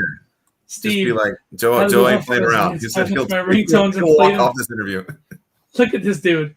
I love Phil's rants. I have my ringtones and play them in church. Oh, yeah. Jesus. I mean, yeah, so. Oh, wow. I studied the language. Look at that. I think Sebastian is a good example of this. So, like, Sebastian and I have drastically different political viewpoints. Right.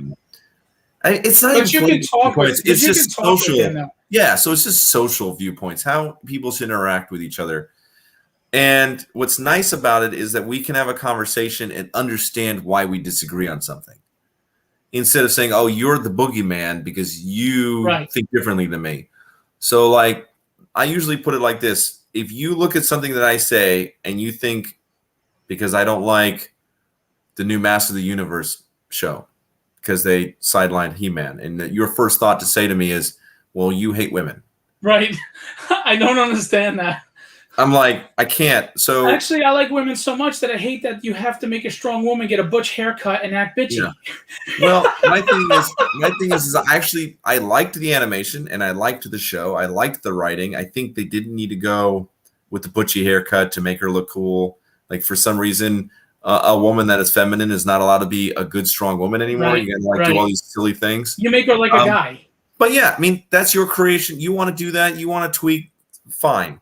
My problem is you don't sideline the main character. Now, if you want to bring him back, then I'll be fine with it. Because at the end of the day, the way I look at it, and I try to clarify with people, and it drives me nuts that I have to even clarify.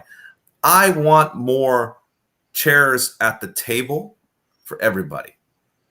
But if you have to take a chair away from the table and put the chair, a new one there, then that's where I say BS. That's where I call BS. It has nothing to do with sexism or racism or whatever. I want more chairs at the table. So if you want to create a new show and it's good, like the new Star Trek show, I actually like that show. I can't think of it right now off the top of my head. Discovery. Discovery. That's a really good, well-made show. It's beautiful. Like you can disagree with some of the decisions they made, but they made them with their own characters. They made it with their own freaking characters, and they pushed what they wanted to push. And I thought most of it was beautiful, stunning, good story writing. And I argue anybody who disagrees on that. I might be wrong. I may agree with them, but I thought I watched the first 3 seasons. I didn't see after that. Yeah, so I mean, I think I fell off after the first 3 seasons. Also, I'm a Star Wars guy, I'm not a Star Trek guy. But I watched Next Generation, all this sort of stuff. The point is that if you're going to do a He-Man show and you take He-Man's chair and you take it away from the table and then you make it about other characters, then it's like what? It's just dumb. So my point is, in indie comics, we're all here. There's all these characters people are making. They're making them in their own way. They're not taking a character that somebody made 50, 60 years ago and putting them in a dress or whatever the hell they're doing.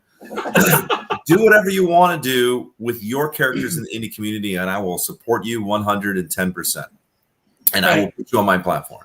Well, the point is when you're stealing the mythos of an established character to make them whatever you want, you're really just it's lazy writing, it's cheating. Yeah. And it's either you not believing or wanting to put in the effort and time into creating your own new character in their world and their history and fan base. As far as He-Man, the only reason why it didn't bother me that he was out of it is because it was a very short season, and it's the build-up to show what life is like, how important he was. World building was great, yeah. If they make her the new master of the universe kind of thing with the sword, I'm going to be annoyed because I like He-Man, not because I don't want a woman in a position of power. Yeah. But for me, right now, expecting them to, they're showing you how important He-Man was to the world, that his comeback is going to be like, yes! That's the only reason why I'm not upset about it yet. Yeah, so that's kind of where I was at the end of the first Star Wars prequel movie. And I was like, okay, we're going to get Luke Skywalker in the next movie, and it's going to be epic. Because I read all the... You mean not the prequel, the Disney sequel, trilogy. The Disney trilogy, the sequel, right? So I was like, man, this is going to be huge. And then he threw it over his shoulder, and I nearly ran out of that movie theater. I was so mad. So my point is... My 8-year-old daughter saw Luke throw the lightsaber over his shoulder, and she goes, Daddy, that's not Luke Skywalker. Yeah. I mean, she even saw it. That's Jake Skywalker. Yeah, so that's the kind of stuff, because what it is the creators are scared because they want to push their characters, and they're afraid that these Titan IPs will overshadow their characters. And the bottom line is they will overshadow their characters. And they should. You have good writing, because you can have, like even in the books, Han Solo's daughter becomes the sword of the Jedi and can do things that Luke Skywalker can't do. He's a secondary character in a lot of these books, and he doesn't have to be. So what your wife says is absolutely true. Yeah. Well, think about it. Sarah Connor, Ripley, they were strong women that didn't have to make men look like stupid idiots and goofballs or be better than them. They were just equally as powerful and strong. And Ripley was a little different because Ripley whooped a lot of guys' ass that were like just basically nasty jerks and they deserve to get kicked in the face. There was one character in Aliens, though, that was allowed to be alpha in a masculine, in a masculine warrior soldier kind of way, and she was alpha in a female kind of way. She was like, you do your thing, you shoot up a bunch of people, and I'm going to run this other direction. But the second I got to protect this kid, I'm going to burn this whole fucking place down. Right. I love that. That's beautiful. Alpha shit. And the funny thing is, there is nothing more deadly and dangerous than a mother protecting her kids. Period. Yeah. That's a period. Bear. Yeah. Mama bear will screw. And the thing is, there's nothing. Look at Wonder Woman. Just recently, Wonder Woman was a feminine, a woman that was full on strong. And you know what? They made what's his name, Trevor, equally strong. He sacrificed at the end. Also, he was as heroic. They didn't take away from each other. Yeah, 100%, 100,000%. And that's where they're messing it up. And I think the problem is these writers and creators at that level, and this will be a warning to indie creators too, is that, and I think it works in comics, you can get away with it, but movies are different. You cannot put a female character and write in, say, okay, I'm going to make them strong. So the only way I know how to make a strong woman is if they're Arnold or Sylvester Stallone, right? And then I'm going to make an action character and put that action character in a sci-fi movie or in a Western. Like, action movies belong in action movies because you're suspending disbelief that they're running around kicking people when they're 80 years old through a wall, or throwing a pipe through a person saying, let off some steam, like whatever, you know what I mean? Like, you can do that in action movies, but if you put that same person in, let's say, a Star Wars movie, and she never does anything wrong, she never makes a mistake, she doesn't need character development, then what you've done is you've moved an action hero, you've made them into a female, said this is what a strong female looks like, and then there's people that are watching the show going, well, this was incredibly boring because she could do everything. She didn't need any training. She made no mistakes. So there's no character development. So just don't do that in your comics. That's my big 2 cents on that. I agree. Aaron's talking about emasculate. I'm building a damn Barbie house listening to this conversation. Hey, listen, man, make it the biggest, baddest Barbie house you can possibly make, because at the end of the day, your son or daughter is going to love it. I don't care. Right. And that's the thing. There's a term for what you said, and it's called a Mary Sue. And a Mary Sue, everything came easy. They could do. I mean, like, look at Rey. She lived on a desert planet her life, and then she could travel those rough seas to the Death Star like a pro. I wouldn't even know how to operate that damn thing. Right. She beat Luke Skywalker in a fight. I mean, Stop it. Luke Skywalker literally could stand there and blast her off a cliff without a second thought. Like, choke her out. Get choke her out. The guy could project himself across the galaxy, but he couldn't beat Mary Sue. Get out of here. Well, but I think Mary Sue is a good turn. Everybody understands. But I think the problem is it's short-sighted in understanding why the people that are creating it are having issues. Because I don't think the people that are creating or agree with it can understand why it doesn't work. They're just like, well, I liked it because it's a strong woman. It's like, okay, cool, but why is it a good character? Why is it a character in this platform that works? Well, I mean, and I'm not trying to plug my book, but the whole point is a female character. You know what's the true strength? How many of us don't want to get up? That's the true strength. No, how many of us don't want to get up every morning? Some days, but you get up anyway. That's strength. Strength isn't always winning. If anything, that makes you less of a hero to me. It makes it a compelling story. Yeah, strength is getting your ass handed to you, and you just got to get up and go back at it anyway. Yeah, we go right back to Ripley. The very first moment, I want to say in the second movie, is she found out that she lost her being any time with her daughter. Right. Which is what creates the platform of which she has a connection with the next child. That's right. Because she lost her child because of what happened to her. So she goes from being this heroic, like, I kicked this alien's butt off the spaceship and I survived, to now I'm waking up, I've been frozen for too long, and the very first thing in the next movie is I am destroyed, like, and I have nowhere to go. I have no purpose. So screw it. Let's go. Yeah. So but the point is that with Star Wars, she could have done that. She had she was stranded on this desert planet. She had all this tech that she was always working on. So she could have had that strength, resiliency, tech, all that sort of stuff. She could have saved all their butts with Millennium Falcon 3 times over with her tech ability. So I get that. That could have been great. But there was no story. They were looking at spectacle, and they were looking at having a superhero action figure and not a character. And that's too bad, because it could have been really great. Why couldn't she have just gotten the Millennium Falcon and flew off the damn planet a long time ago? Yeah. But anyway, look at Ripley in the first one. Yeah. She got her ass handed to her by the android, and then she was scared shitless at the end, but still did what she had to do. So she wasn't this, like we said, I can do everything, nothing can beat me. She was pissing herself and did what she had to do to get rid of that alien. And it was just it was more relatable, like you said, because if they're not flawed, and if they don't face adversity, if they're not challenged, there's no character there. It's so easy. I don't know who these writers are. It's just called the hero's arc. I mean, all you got to do is Google search it, guys. That's all you got to do. Character development, choices. I mean, I teach my kids this story writing. It's basic story writing. It's true. Yeah. And you know what? You know what's really annoying about that statement is that they're so stupid that they don't realize that they could have written their own paycheck if they had done it right. Right. I mean, the fan base was so hungry for Star Wars. The fan base is so hungry for He-Man.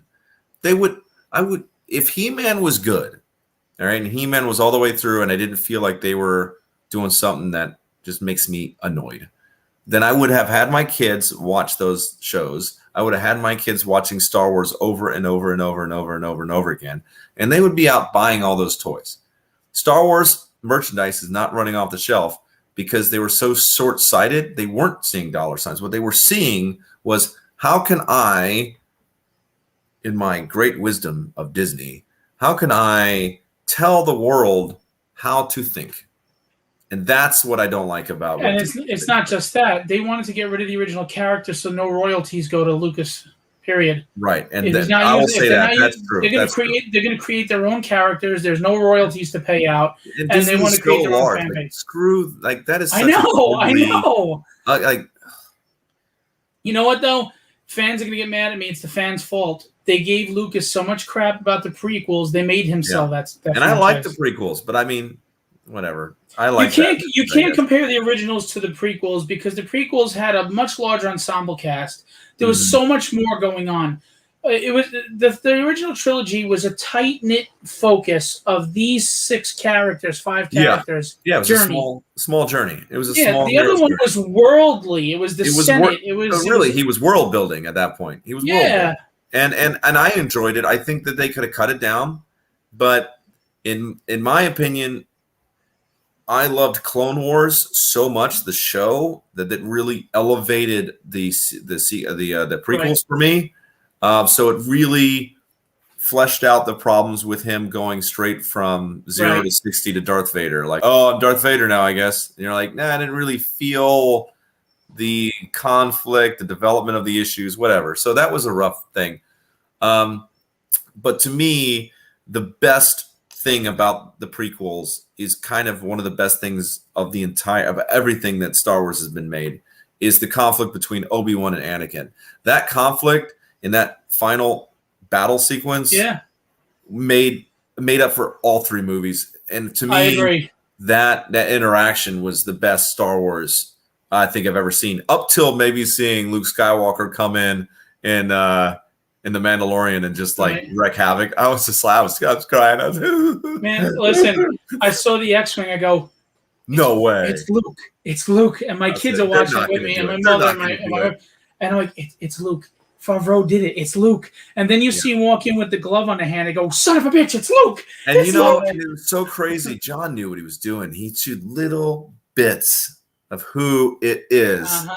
And I think all of the fans were just like, this is all I wanted from the prequels. And you know what kills or you? the sequels rather. Darth Vader at the end of Rogue One told you that Disney could have got it all right. Yeah. And you know what's funny is Pete says here, the writers figure the fan base will come back no matter what. And there is truth to that, except Han Solo did terrible, not because it was, people, didn't want to see Solo, because they were like, screw you, you screwed up Star Wars 8. We're not going to see Solo. I never told anyone to boycott it or anything, but I said, you know what? Disney's not getting another penny from me. Yeah. And the only reason I came back isn't because, I love Star Wars so much that I'm going to eat the dirt off the bottom of Star Wars shoes. No. When I came back was because Dave has proven to me that he is Star Wars. Have you ever seen, you remember that video of Thor and his father, and he's like, I'm not as strong as you, and he's like, no, you're stronger. That's how I feel about Dave and George Lucas. Okay. So George Lucas trained Dave like he was his whatever, but he trained him and developed, and they worked on the Clone Wars for so long. I think Dave with John, they've proven themselves with the Mandalorian, and I think that there is so much more potential with Star Wars. So it's very exciting. In the next 10 years, I think we're going to get a lot of really great Star Wars content. But what's sad is I think all of it's going to be streamed content, not the movies. Yeah, we'll see where it goes, because clearly they're doing damage control and seeing if they can relaunch another. Except, they just Tom Hutchison just posted it. Let me look it up. They just renamed Slave One because you can't call it Slave One. Basically the name of it was Fire. The ship type. Firesworn or Fire or something. Hang on, I'll tell you now because Tom. Yeah, I commented on it. I was like, so it's still Slave One, right? He's like, I don't care. I mean, Fire Spray. Fire Spray. It sounds like a porn name. It sounds like it should have nice, colorful palette all over. I'm sorry, but he is a bounty hunter, and a lot of the people he turns in are going to probably be slaves. They enslave. He puts them in frozen. That's so stupid. It's again, it's Disney. You're getting me on these topics I don't want to get on, but it's Disney using these little silly things to be able to say, look at us. We're amazing. We understand that things are offensive. And you know what? Slave One shouldn't be called Slave One. It should be hose sprayer or whatever the fire sprayer. So we'll call it fire sprayer. But at the same time, they're making sure that their only black character they have in there turned into a joke. Is turned into a joke.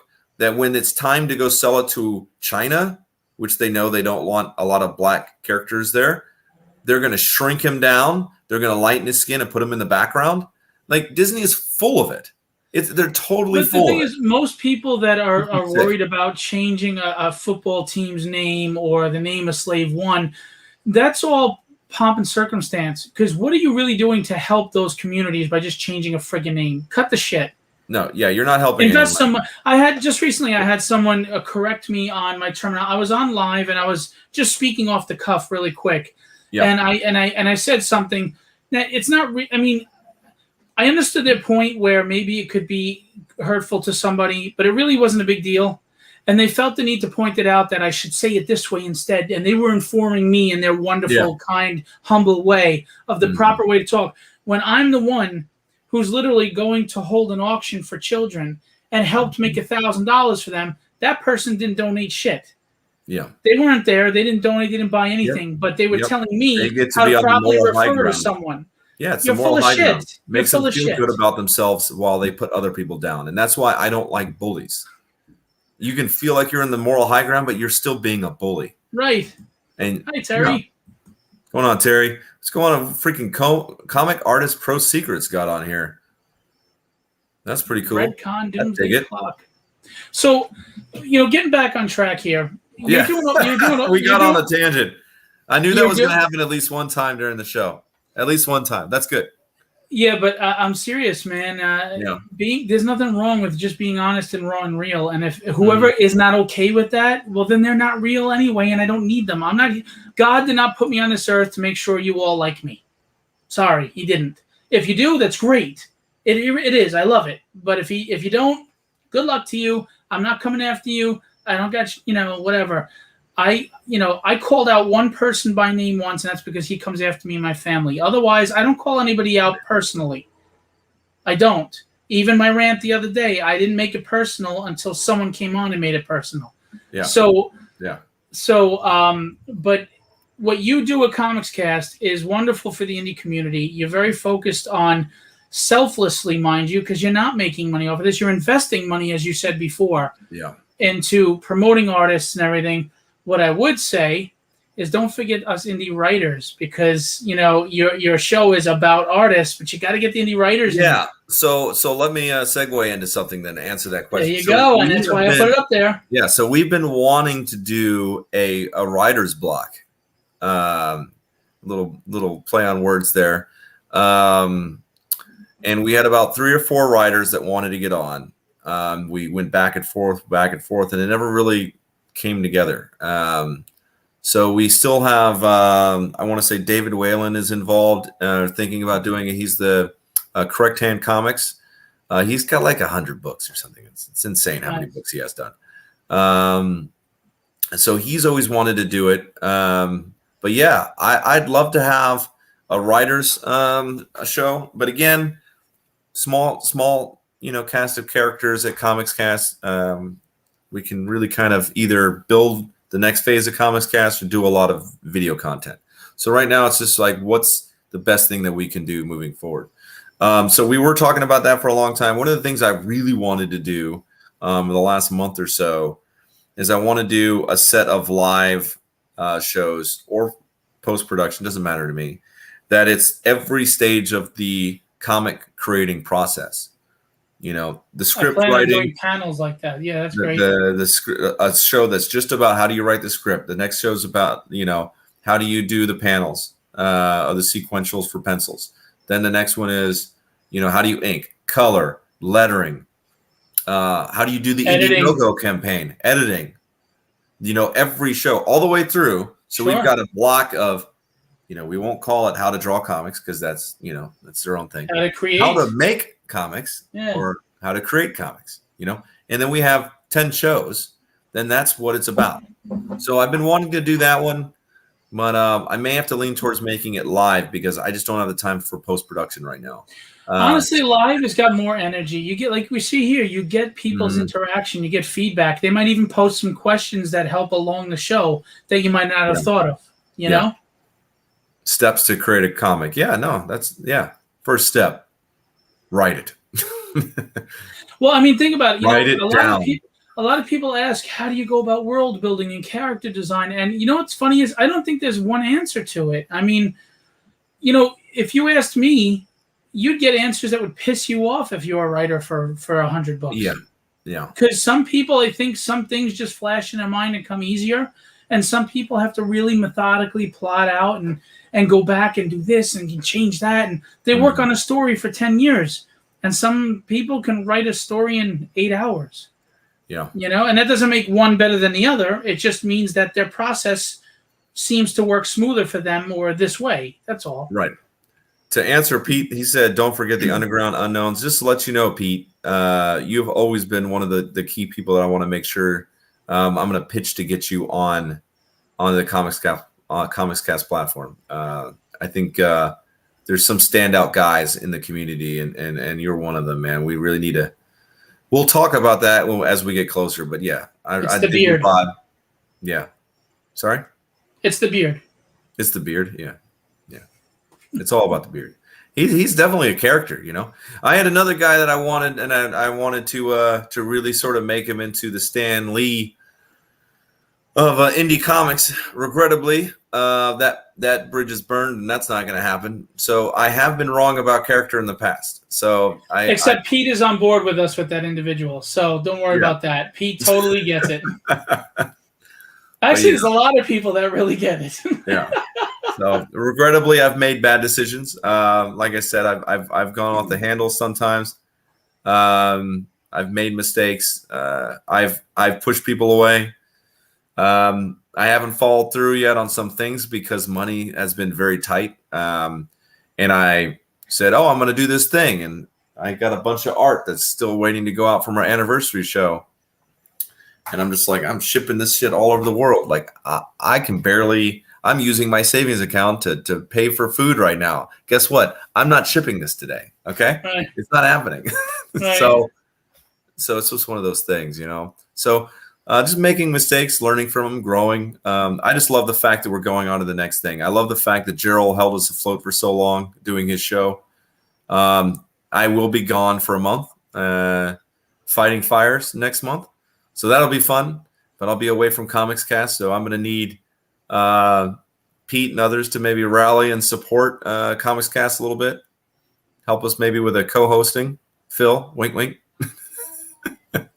If you need a co-host, I'll co-host. Yeah, so Gerald may need some help on that here or there. So maybe a rotating co-host would be fun. Just Later, getting Aaron. a different co-host each week. All right, Aaron. I'll help out any way I can. Yeah, I haven't even told Gerald yet, and clearly he hasn't been on the show yet. So, cool, man. Thanks. I was gonna talk to Alton too. Alton's been great with Alton Simpson. Yeah, Alton Simpson. Yeah, Sean's fantastic. It's so fun developing from where I was a few years ago, trying to figure out how to draw. Like I went to school for media arts and animation. Yeah, he'll show up at the last 10 minutes. Just thinking that too. Yeah. He read my mind. Yeah. And he'll be like, "Can you extend 10 minutes? It drives me nuts." I'm like, "Dude, just get your show on time." I don't care if no one's there. We got to get on time. Yeah, I thought I knew how to draw. I went to school for media arts and animation, 3D modeling design. And then, you just don't know how bad you are until you start looking back and be like, holy crap. I think it's every artist though. You look back and you're like, man, I have grown a lot. So you just look at your flaws and what you could fix. And so you don't know how good you are till you look back, or you draw something you drew before and then you realize how good you are now. But I a huge shout out to How to Draw Comics. I think they've been great. They're the ones that started, I think, for my opinion, and the artists and creators that I'm aware of, it all started with How to Draw Comics. And I love that he built that platform. That's so true. Yeah, brother. So Justin is really the powerhouse that has just brought in the best creators. So he'll be one of the ones that we pitch the digital comic platform to. The initial pitch, hey, this is what we're doing. This is what we need from you. Give us some feedback on what you need from us so that we can come together as a community and make this thing work. Because I put it out there on my Facebook page and people were like, what the hell are you talking about?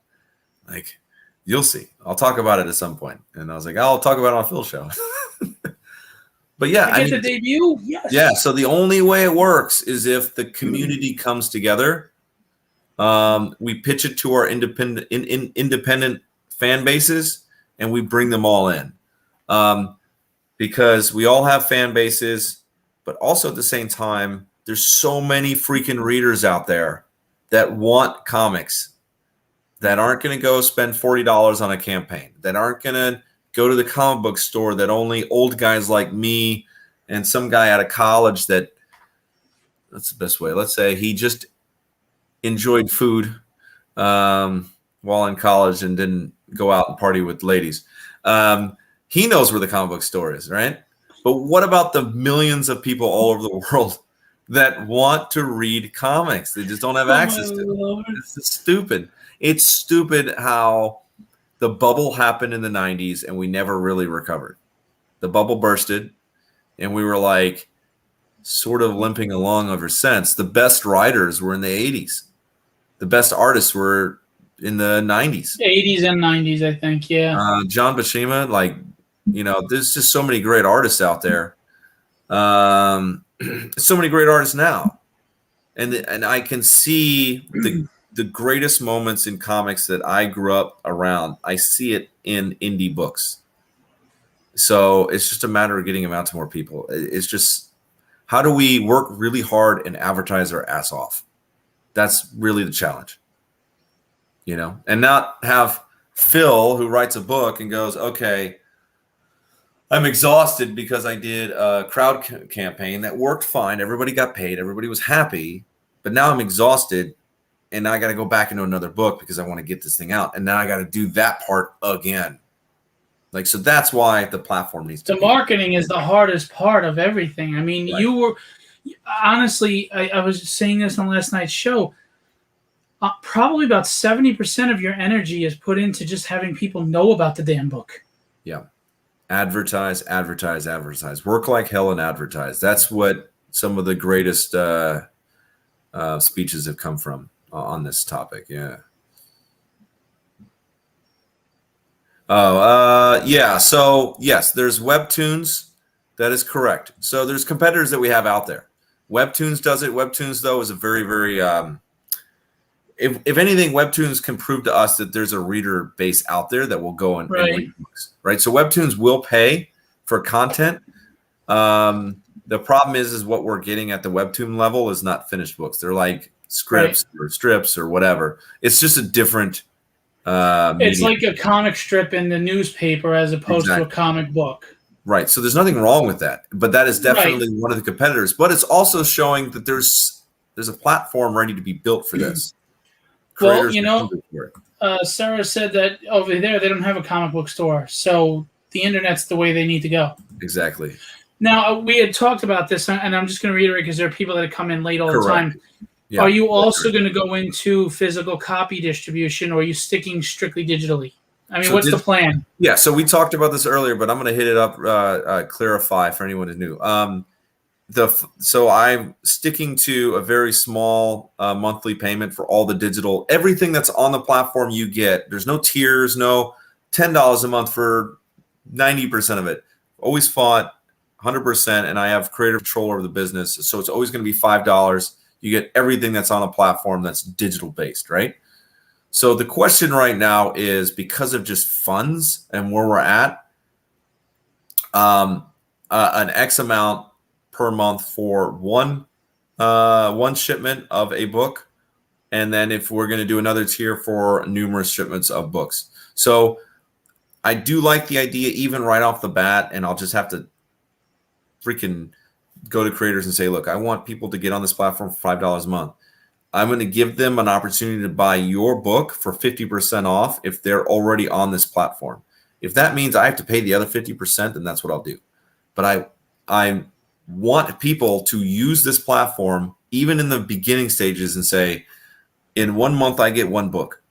And whatever that cost is going to be, in addition to that cost for a physical copy, we need to make it work. I don't know how we're going to make it work, but there will be an additional cost if you want a monthly physical book sent to your house. But the $5 is for everything digitally on the platform. Now, I'm going to touch upon something that you've been saying, but not saying it outright, and I don't think people get in the indie community. I see a lot of artists and indie people. They have to get a dime for everything they do, right? I can't put my art at this. It's got to be at this price, and even if it doesn't move, blah, blah, blah, or I got to spend this, or I got to pay for that. And this is what I always say. Those are the people that are not going to get far, because if your whole point is you think you got to make money from the start, then you don't understand the idea of investing capital into a business. Yeah. You don't make money in the beginning. You are bleeding money in the beginning. It's called investing your capital. You have capital to start up the business. If you buy a comic store, you don't. Where did the money come from? You either got a loan or it was your savings that you had to invest in to get the business going. So when you say that you're going to, even if you have to pay that 50%, that's you throwing capital into the business till it grows. And people don't understand that. It's like even my comic. If I sit there and I pay $500 on Facebook, and maybe I'm reaching 10,000 people, but maybe they're not guaranteed to buy it, or I hand some comics out for free, and that people go, oh, it was free. I'll read it. It looks good. Yeah. And then word of mouth spreads.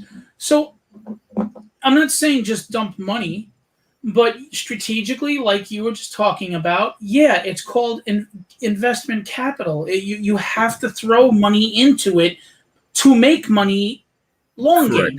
The challenge that a lot of people face is they don't want to do anything that doesn't get them the short gain money. Right. And so anything that's worth doing, anything that's worth creating that will change an industry is going to kick you in the balls before it gives you anything back.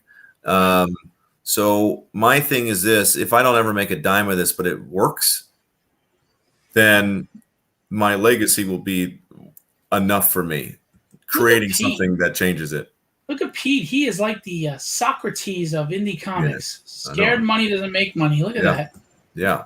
So you have to invest your money. You have to invest your time.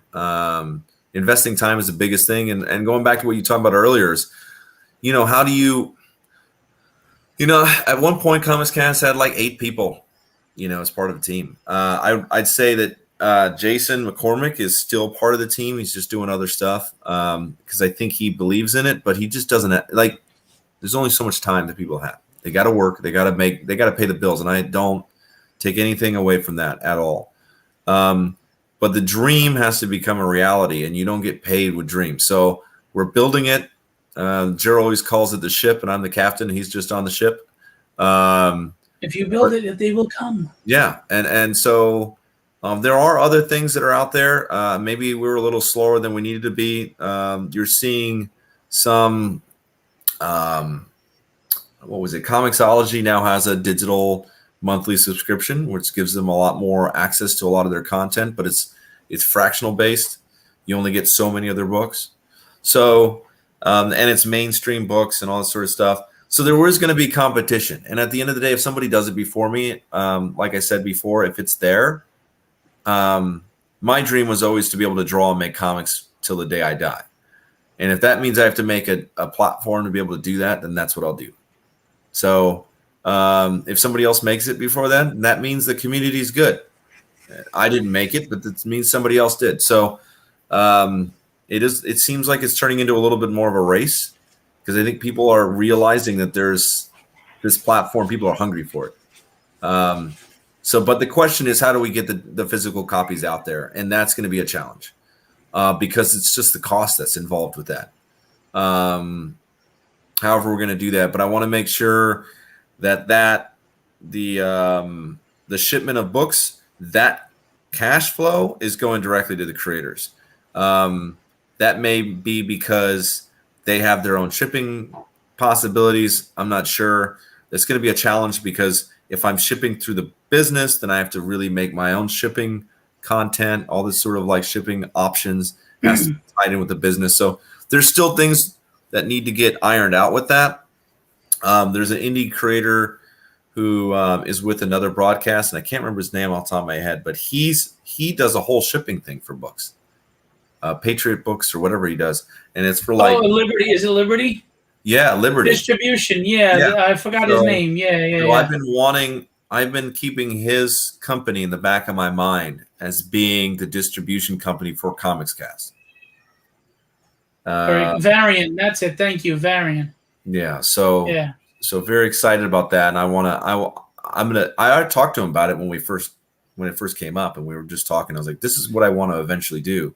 So I know he's game, but just like anybody else in the indie world, there's only so many resources that this guy has. So when we start talking thousands of books, then it can get a little tricky. But I would love to be able to partner with him. That would be awesome. Well, it's funny because a while back on a show, I talked about how the indie community needs distribution, and a lot of people piled on me and attacked me and came at me how I'm dumb for saying that.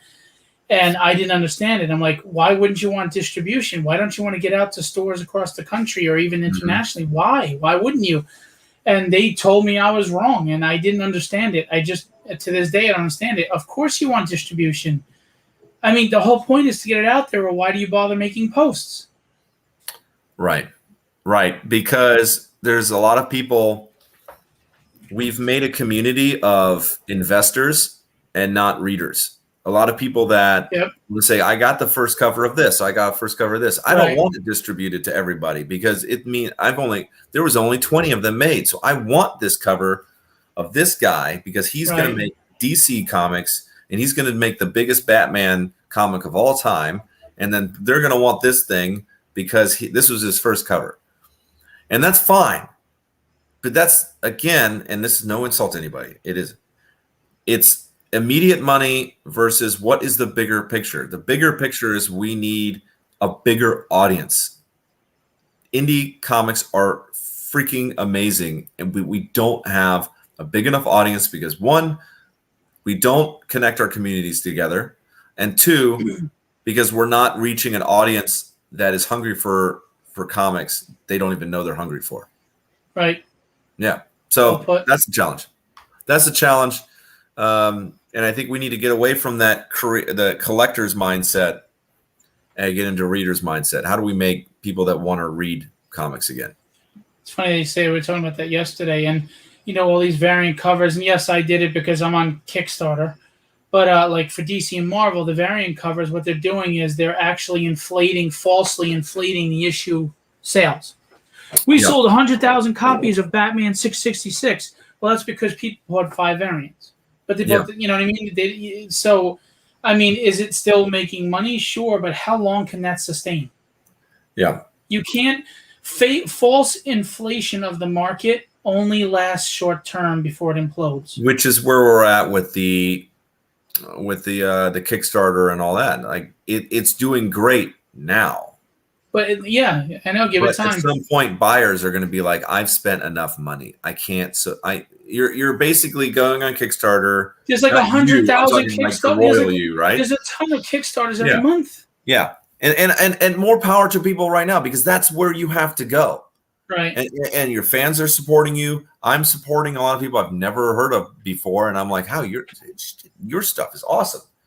What was this book? Look at this book. Never heard of this before. Oh yes, Chad Nuss. Yeah. And this is insane. I know. Like the work on that, I was like, oh my god, that was $6. $6. I was like, okay, I'm buying. You sold me on a $6 book that's like 40 pages. But Christopher, you're in Pennsylvania. You're supposed to be enjoying family time. Why are you here? He's a great artist, by the way. You should have him on your show. But yeah. I know Chris Grace. I know that artwork. Yeah, I know artwork before I know people. Yeah, and exactly. I mean, some of these guys are taking a year to fulfill. I mean, I know people right now that the Kickstarter was over 2 months ago and the book isn't done yet. Yeah. That's bad. That is not going to be good for you. Yeah. Yeah, it's tough. It's tough, but it's the game in town. You're right, Pete. Yeah, but you know what? This is my mindset. This is exactly what I felt. Pete is right. And look, everybody said how quickly I fulfilled. Why? Because I did the book first. Right. I did the book first. You're paying for printing with Kickstarter. You're not paying for me to make the book. Now, hopefully I can build and like the campaign's enough that I can throw money towards making the next book. That's the problem, is that nobody wants to put their own capital in. They want to go to the Indiegogo and the Kickstarter and say, I want you to fund my dream. And I think that's the wrong answer. It's the wrong answer. I think people should pay you for a book. That's perfectly acceptable. Right. But if you're going in thinking, well, I'm going to make $50,000 on this book that I made, like, no, they're paying for your book. They're not paying, royalty or shares of your company. Right. Like, again, it's the only game in town, so I'm not upset with people for doing this. It's just what it is. You just understand that this is only going to last so long. It's not sustainable. Yeah, it's not sustainable. Exactly. I agree. Yeah. Mary Machine Gun from Atrocity Press was in his hands. Max fulfills fast. So does Sinopa Publishing. Yeah, well, because honestly, it's like Joe Tolliver said, and the whole point of your this new system and this new platform, is to get that consistency of monthly books going out like the big publishers. Right. Because let's face it, man, it kills a book. I don't remember what the hell happened, or it was good, but you know what? This happens to be the month that 3 other books I really want to get, and I can't spend $800 on Kickstarters. So it's. Mm-hmm. But again, on your platform, $5, they get to read it. Absolutely, I think it's a wonderful idea. I think it can definitely. I think we're going to need it. Yeah, I think we're going to need it. Yeah. And so what it needs to happen now is I just need to build the damn thing. I just need to build it. We're going through a lot of stuff again that we did in the 90s. The industry is not learning at all. Yeah, it's just, and we're going through it a little bit on the indie side. There's a lot of it. Like, I just really love artists, and sometimes I want their covers. So I like. That's having why those I had a variants. lot of covers, and they were getting thrown at me. Yeah, I like having those variants because I like certain creators. Joe Wills, like if I can get his artwork like on anything, I'll probably buy it. So that's not an advertisement for you to get them on your next book, but you should get them on your next book. I would probably buy anything with a Gerald cover. Just saying. If he ever gets it done. But yeah, so I get it. I understand why it works. It is the only game in town. It isn't sustainable, but if you're going to do it right and have your books ready to go, because then you can turn your fans off and you can turn new fans off. But no, the whole point, the platform is about incentivizing people to do monthly books. If you want to get paid more and your books are being read on the platform, then you're going to get paid for every single book you put on the platform. So you do a book a month, you get paid a month. So that's the whole point of it. Changing indie creators into true professionals. That was my mantra from day one. That's what I sold Gerald on, and he's been game ever since. And right now we are 100% business partners. It's only the two of us. We did shop around a little bit, thinking about different people. Your name was tossed in there to see if you would be interested in taking 10%. And I was like, no, we're just going to it's going to be the two-man show. We're going to lift this thing. And then if you don't mind me saying so, a lot of people have approached me to be partners in my shows or partners and or co-host with me in my live stream. And I politely and humbly say no. I appreciate that they're interested. And there's one reason. There's one reason. I know what I want to do. Yeah. And you're not going to want to do what I want to do all the time. Exactly. And we're going to fight. And then what happens is one of us is going to have to give in to the other. And if it doesn't go well, the other person resents you for it, and it's going to be a problem. Yeah. So I just want to avoid all that drama because there's enough of it already. But Pete, I agree with you. The movies hurt as much as they helped. I agree. We're going to wrap this up in a minute, but I do want to say that, not that you asked me, but I am interested in your platform. I think just knowing you on the level that I know you, I think you're a level-headed person that will look at all the angles and is really, you're not pipe dreaming. You're trying to build your empire. Yeah. And I know you care about the indie community. You're an artist. You know what artists go through. You care about comic creation. And we have a very similar mindset, or actually pretty much the same as far as where books have been going. We can't work directly together because we would fight on a few things. But the thing is, I mean, well, I also think we're just both very strong personalities. It'd probably be like, I mean, we can work together as separate entities. Exactly. You know? If you ever came to me and said, hey, I want your advice on something, I'd give it. And then if I ever came to you and said, hey, I need your advice on something, you'd give it. And that's the way it should work. And even if it was a business relationship where my own entity worked with your own entity, you know, I'm calling shots in my business, you're calling shots in your business, and we're somehow like working together. That's fine. And that's this is said out of respect because that's why I think you're going to go with this is going to go somewhere. One, it's a smart and necessary platform. Two, I think you have the intelligence to drive and the leadership qualities to make that happen. So you have my total support, as you know. If you don't, I'm saying it publicly. I know you have the support of a lot of people. Maybe there's some people here now that have said, oh, wow, that sounds really interesting, because I know Kevin Stewart has got his own books he's creating, and he might want that outlet, and I know a ton of people. And, if you build it, they will come. All right, brother. I appreciate it. Thanks for having me on the show. Thanks for letting me to first publicly outside of my own platform really talk about this. So I appreciate that. Man. It was good. It was good. Before we go, I always like to give the guests a few minutes to just go ahead and whatever you want to pitch or say or whatever it could be about your art, comics cast, etc. Just go for it. Okay. I'm not going to talk about Comics Cast anymore. I'm not going to talk about me anymore. So this is what I want to pitch. I'm going to read off a list of names of all the people that helped us just off the top of my head. I just wanted to go down the list. Jason McCormick, Gerald, Alton Simpson, Faye Kennedy, David Whalen, Michael Oden, Jason Flowers, Larry Higgins, which is Niobe Comics, if you didn't know, Joy Enriquez, Justin Acosta, Sean Mendoza, Brian Silverbacks, Clayton Barton, Ed Foychuk, Joe Wills Art, Nick Garber, Sebastian Bonnet. those are just a few of the names. And Roy there's a lot of Mercado, Rick. Yeah. Oh, yeah. Rick. Sorry, Rick. My bad. I didn't write it down. My bad.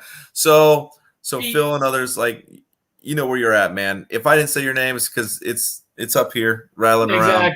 There's hundreds of people that have helped get Comics Cast where it is.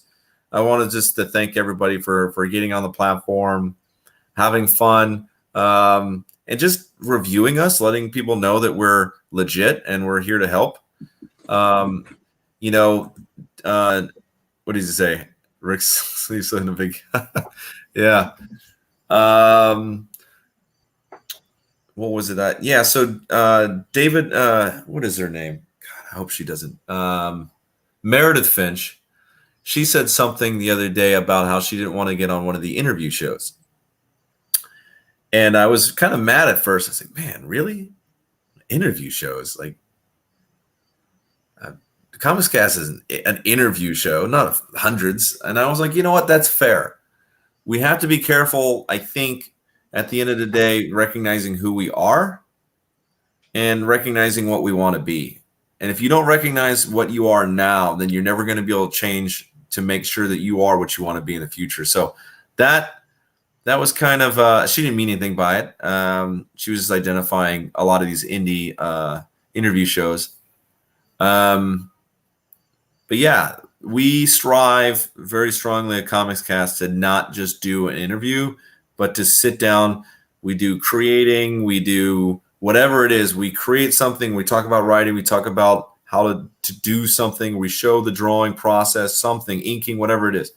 So we always try to make sure that there's other elements in the show other than a straight interview, which is fine. This is a good deep dive interview while I'm over here bad mashing interview shows.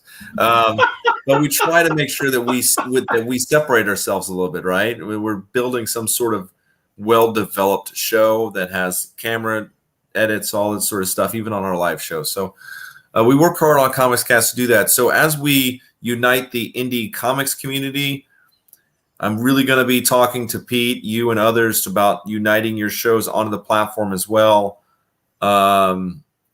so that if there's one place for everyone to go to have access to the features, to access to the just the nerd sort of comic community. So yeah, that's, if I didn't already talk about it, thanks for letting me on, man. It's just been fun, and it's a dream that's slowly turning into a very tangible future for everybody. So I'm excited. You have to pace yourself. You know, you rush in, you burn out. Exactly. And when's the next show to look forward to? Oh yeah, so the next show's on Sunday. It's gonna be Let It Out. 1 p.m. Yeah, so it'll be at 1 p.m., 10 a.m. Pacific Standard Time, 1 p.m. Eastern Standard Time. We got a great artist on there. I can't think of his name right now. God forbid. If you guys want to know, just go check out Comics Cast right now. Go follow us on Art Show, the group, in Let It Out on Sundays. We do a drawing portion. There's an introduction where we talk to the creator, then we do their IP. We talk about their IP, and then we draw at the last little part. Marius's brother. Thank you. Marius's brother. Exactly. I can't think of his name right now. And you weren't even on the list, Roy. Look at that. Roy, you're definitely on the list, brother. I'm sorry. I wrote people's names down. I was worried I was going to forget during the show, so I wanted to just kind of read them off. Phil's over there. He's like, you know what? I wasn't on the list either. Nobody's on the list. It's not a list. Honestly, I don't even think about stuff like that. I'm not that. I don't get worried about that stuff. Yeah, but yeah. So the last end we do drawing. So the reason I'm trying to tell people to get on the art show group is because we do art challenges for the second half of the show with their IPs, with a mainstream character or like a challenge, and then back to their IP again. If you post your drawing live during the show into the art show group, then we'll post it live during the show so everybody gets to see your art. So go check it out. Follow us there. Yeah. I am Joe Tolliver. It's right there. Yeah. Actually, it's a long name, Joe Tolliver Comics Cast. Yeah. That's why every single time you said Joe Tolliver, it's okay to just say Joe. It's you don't have to read my whole name. You do. You know why? Joe is a very common name. Yeah. You are Joe Tolliver. We need to associate your name with Comics Cast. There's 1,000 Joes in my friends list Probably alone. true. Maybe I just need to own it that I'm Joe By the way, Tolliver. Tolliver's a cool name. I mean, it was the bad guy that they created X-Force in the beginning, so go for it. And I'd love to beat out the Joe Tolliver football player that sometimes beats me in the Google algorithm. So I'm all about it. He's an NFL player. So, yeah, this has been fun. I think that's all I got. I love art. I do art. Hang out with me. I'm on You Instagram. open for commissions? I am open for commissions. Just know that he's going away for a month. Yeah, but I'll be gone fighting fires in California. So, Californians, you're welcome. I'm going to save your babies, your dogs, your kittens, your rodents, your rattlesnakes, you dirty bastards with rattlesnakes. You should just he die froze. anyway. Are you with us? We're losing him. Oh, am I frozen? There he is. You're back. Oh, did I freeze? Okay. Yeah. But yeah, that's all I got, man. It's been awesome. This has been fun. Hopefully I can do more interviews like this, and they're as fun as this one, man. So I appreciate you asking the questions. I don't kick people off after an hour if we're having fun. Yeah, it was good, man. It was good. I got to talk about some little kid Tolliver things with my T-Men comic. That was fun. I haven't told anyone that story in a long time. My art class? She was saying how you were giving critiques and stuff, so I think she thought you had a if you put your artwork in the art show group, then I will definitely give critiques on there. You can message me directly on my Facebook page, which is Joe Tolliver, and I will help you out there as well. Art show is the page in Facebook. If art you just show go is in the group page. The group page. If you just go in the search and you type in art show group, the group will come up, and you can look to join. Now, do you guys critique stick figures? Yes. All right, I'm in. If the torso is too long, all right, I'm in. I will point out that your torso is too long, your legs are too short, and your neck doesn't make any sense. Where's your head? But no, man, thanks, man. I appreciate it. This has been fun. I really, really appreciate it, and hopefully this is a good kind of launching pad to sort of go pitch other places, because I don't want to wait until the platform is done to pitch the idea, because I want people to know what it is. Steal that idea out from under you. I'll say again, if somebody steals it and does it and it works, then the community is better for it. Then it makes no difference to me. I can still make comics. I am approving you right now, Terry. She asked me for permission to join the art show, and I gave it. You were in. Did I give you art show administration rights? No, I'm one of the group members, and it asks you have to get invited in. So if you're a group member, you can give other people. Yeah, so she asked me if I could invite her in, and I said yes. So she is in. Awesome. Well, welcome, Terry. This will be fun, and never feel bad about posting on that page. I'll just do a little pitch on the group page. It's a little bit like How to Draw Comics, but it's really about not being afraid to post your stuff mid-creation. And it's about, I don't want to say safe space because I hate that word.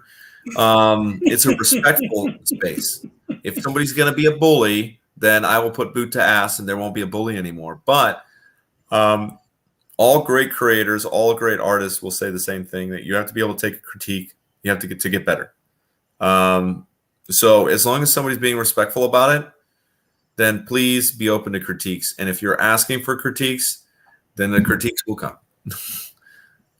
There you go. Cool. Awesome, man. So like, can I post me with tassels on my nipples, just like doing a belly dance, or is it really just strict? Is that not considered art? Yeah, that's not considered art. If you take a picture of yourself and you put it in a panel. You know what's funny is you actually probably just envisioned that for 1 second and said, "Oh my Lord." It was in there, and I had motion blur going on in my head. There's so much jiggling, but too much going on. There it is. It just finally popped up on my computer. That's how slow my computer is. She asked for. Pete is gonna draw that's my friend request. Yeah. I'll friend request. I got you. Pete's gonna draw that now. There you go. Pete, you draw it, and then you put it on the art show page. And here's the funny thing is I wouldn't even be upset. Like, I don't get upset about that stuff. I can laugh at myself. Go for it. If you do it, Pete, tag me in it. Put it on my page. I don't give a crap. Tag everyone. Do. Oh my God. Absolutely. Yeah. Oh my. Yeah. Do the Phil tag game where you just tag everybody. Like tag like 100 people. And here's the funny thing. People are joking about how much I'm tagging people, right? Which I make it clear, if you don't want to be tagged, just say so. Right. I didn't tag on purpose today the Instagram post, and 3 people were on it. So that's why I tag everybody. Yeah, and yeah. I'm gonna let you know a little secret. People they think I'm tagging them because I'm trying to push them to buy the book again. No, I'm tagging you because it shows up on your page and all of your friends see it. Right. So that's the thing, and I don't have a problem with you doing it.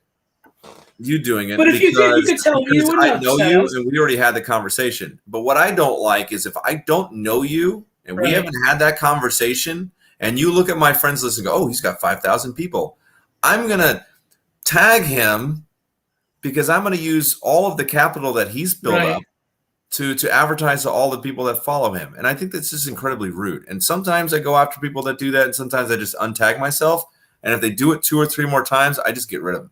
Because to me, that shows a lack of respect and manipulation that you use other people. And I totally get that. And my point too is I tag a lot of people, and the reason why most people don't mind is because how many times am I sharing out your posts? How many times am I tagging? It's not like it's a selfish one thing. It's all about balance in life. And I also don't believe I will never. I don't care if it's you or somebody I really know well. You will never get a DM about my Kickstarter or anything like that. Yeah, that is rude. Some people do. Because now I'm going into your house. Yeah. That's not a public thing. That's your private message. And I hate when people that's the only thing I don't like. People could tag me as much as they want. I don't really care. I don't care at all. What I don't like is when we, especially if you're not someone I know, you just all of a sudden I get a DM and it's your podcast or it's your Kickstarter. I'm like, how about a hello or something? How about rub my belly, scratch my back, give me some warm milk. Yeah, really. I was going to be nice. I was going to say that, but then you're going to go all the way to that point, huh? Yeah, really. I mean, tweak a nipple or two, like Steve, just something. But and I only tag tassel. And I only tag people that have made it clear that they don't mind being tagged. I don't tag I'll tag the same people. I don't tag new people. Unless they say it's okay, or unless they tagged me. If you tag me first, well, then I'm going to tag you. And if you complain about it, well, then you're a dick. Sounding like a game now at this point. Tag, you're it. Freeze tag.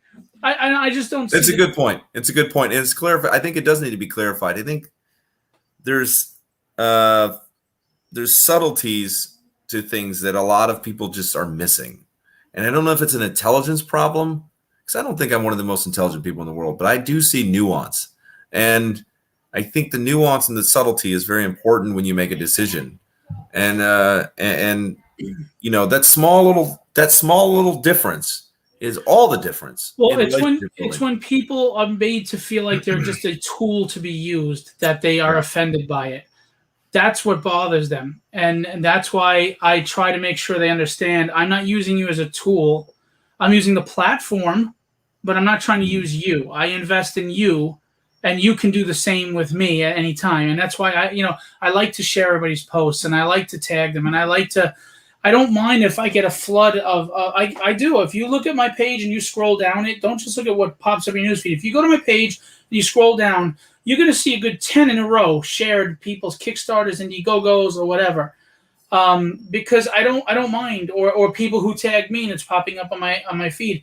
I really don't mind. I mean, I don't, because it's so hard. We're fighting Facebook's algorithm. Facebook is screwing us so bad right now because they want you to pay for promotion. Yep.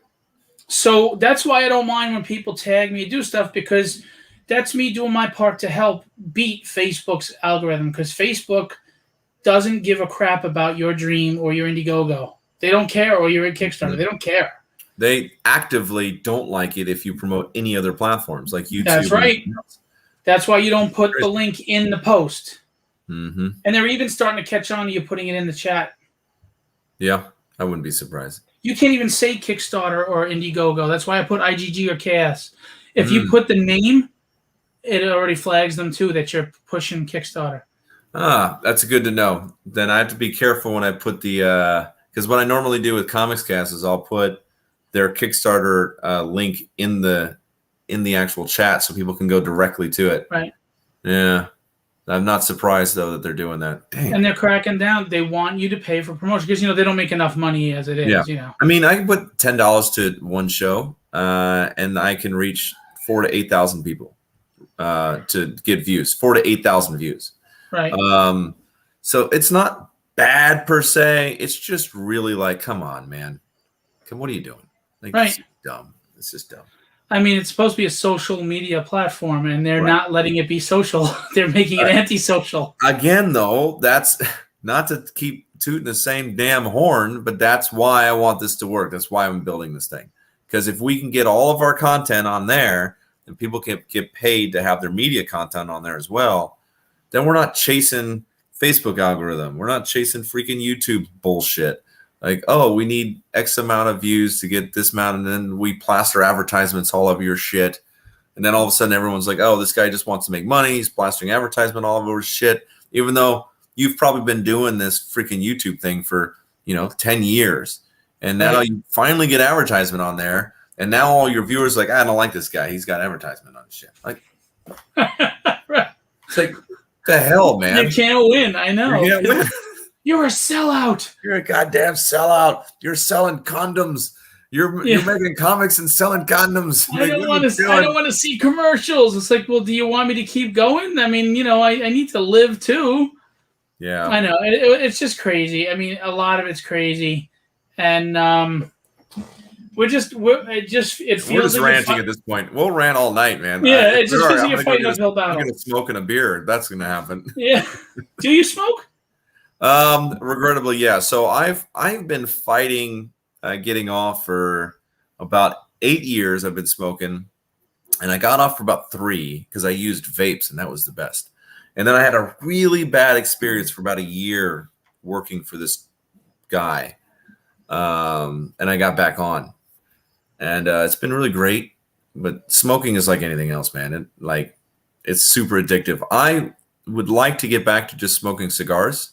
I do like cigars, but cigarettes, yeah, I'm still smoking cigarettes, but that's gonna get cut down, hopefully, out of my system here pretty soon. Yeah, and when I say I drink beer, like I have the same beer in my refrigerator and area for like the last 4 months. Like I don't drink a lot of it. I drink a little bit here and there.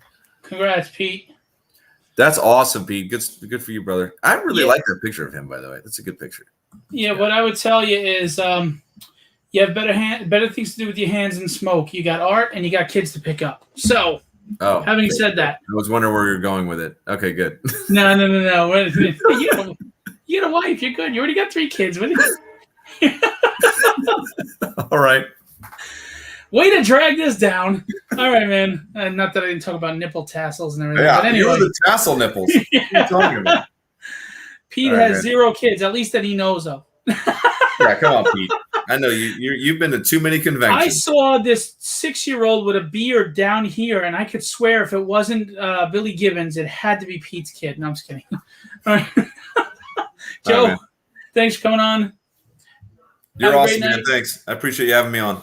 Joe Tolliver, Comics Cast, this Sunday, 1:00 p.m. Eastern Standard Time. What is that? 11. That's 10 o'clock Pacific time. Standard time. Yep. They've got Let It Out, right? Yep, that's Gerald's baby. That's his show. Yep. Cool. See you on the flip side, my friend. All right, brother. Have a good night. All right, there was Joe Tolliver, Comics Cast. Go check it out. He does a lot for the indie community. Let's show a lot of love. He's also got the Art Show, which is a group page on Facebook. Very friendly. There are no totalitarian admins on that page. So go check it out. Go hang out. You want to talk nipple tassels or Star Wars and how much it sucked, the Disney, whatever. Go for it. He's holding his hand in his face in his hand. He's doing a lot. Gerald Motos, I hope you watch this later. Get me my freaking cover and get my Nightcrawler. Anyway, It was good talking with Joe. It was good to finally have him on. He's been dodging me for a while now. It's been smooth talking to me, but he's been dodging me. But that's the way it is. You know these military types. I'm kidding. Thanks to Joe for his service. Thanks for what he's doing for the indie community.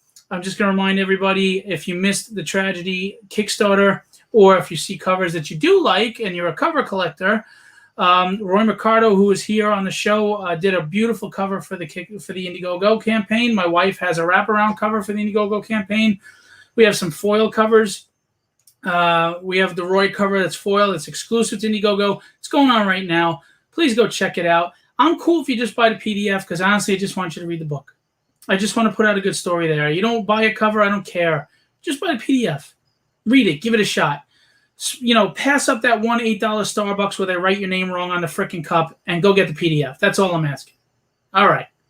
So, I'm looking at Joe. I want to remind you, a week from tomorrow is my Legendary Art Show. It does look awesome, Roy, doesn't it? Great job on that cover. Thank you. A week from tomorrow is my Legendary Art Show. We have over 30 artists going to be there. We have headliners like Scott Hanna, Koi Pham, Keith Williams, Larry Stroman, Sean Chen, Rodney Ramos, Tony Cordos. We're going to have portfolio reviews. It's a $5 cash at the door, $8 if you want to be an early bird, an hour early and get portfolio reviews, or just come in early to see artists. It's an art lover's paradise. We also have Anthony's Comic Art, which is the biggest art dealer in the tri-state area. Published pages. It's going to be a blast. And you tell me where you're going to find these names for $5 cash at the door, and I'll tell you you're full of crap. So, hope to see you there next Saturday. And we will see you on the flip side. As I always say, be legendary and have fun storming the castle.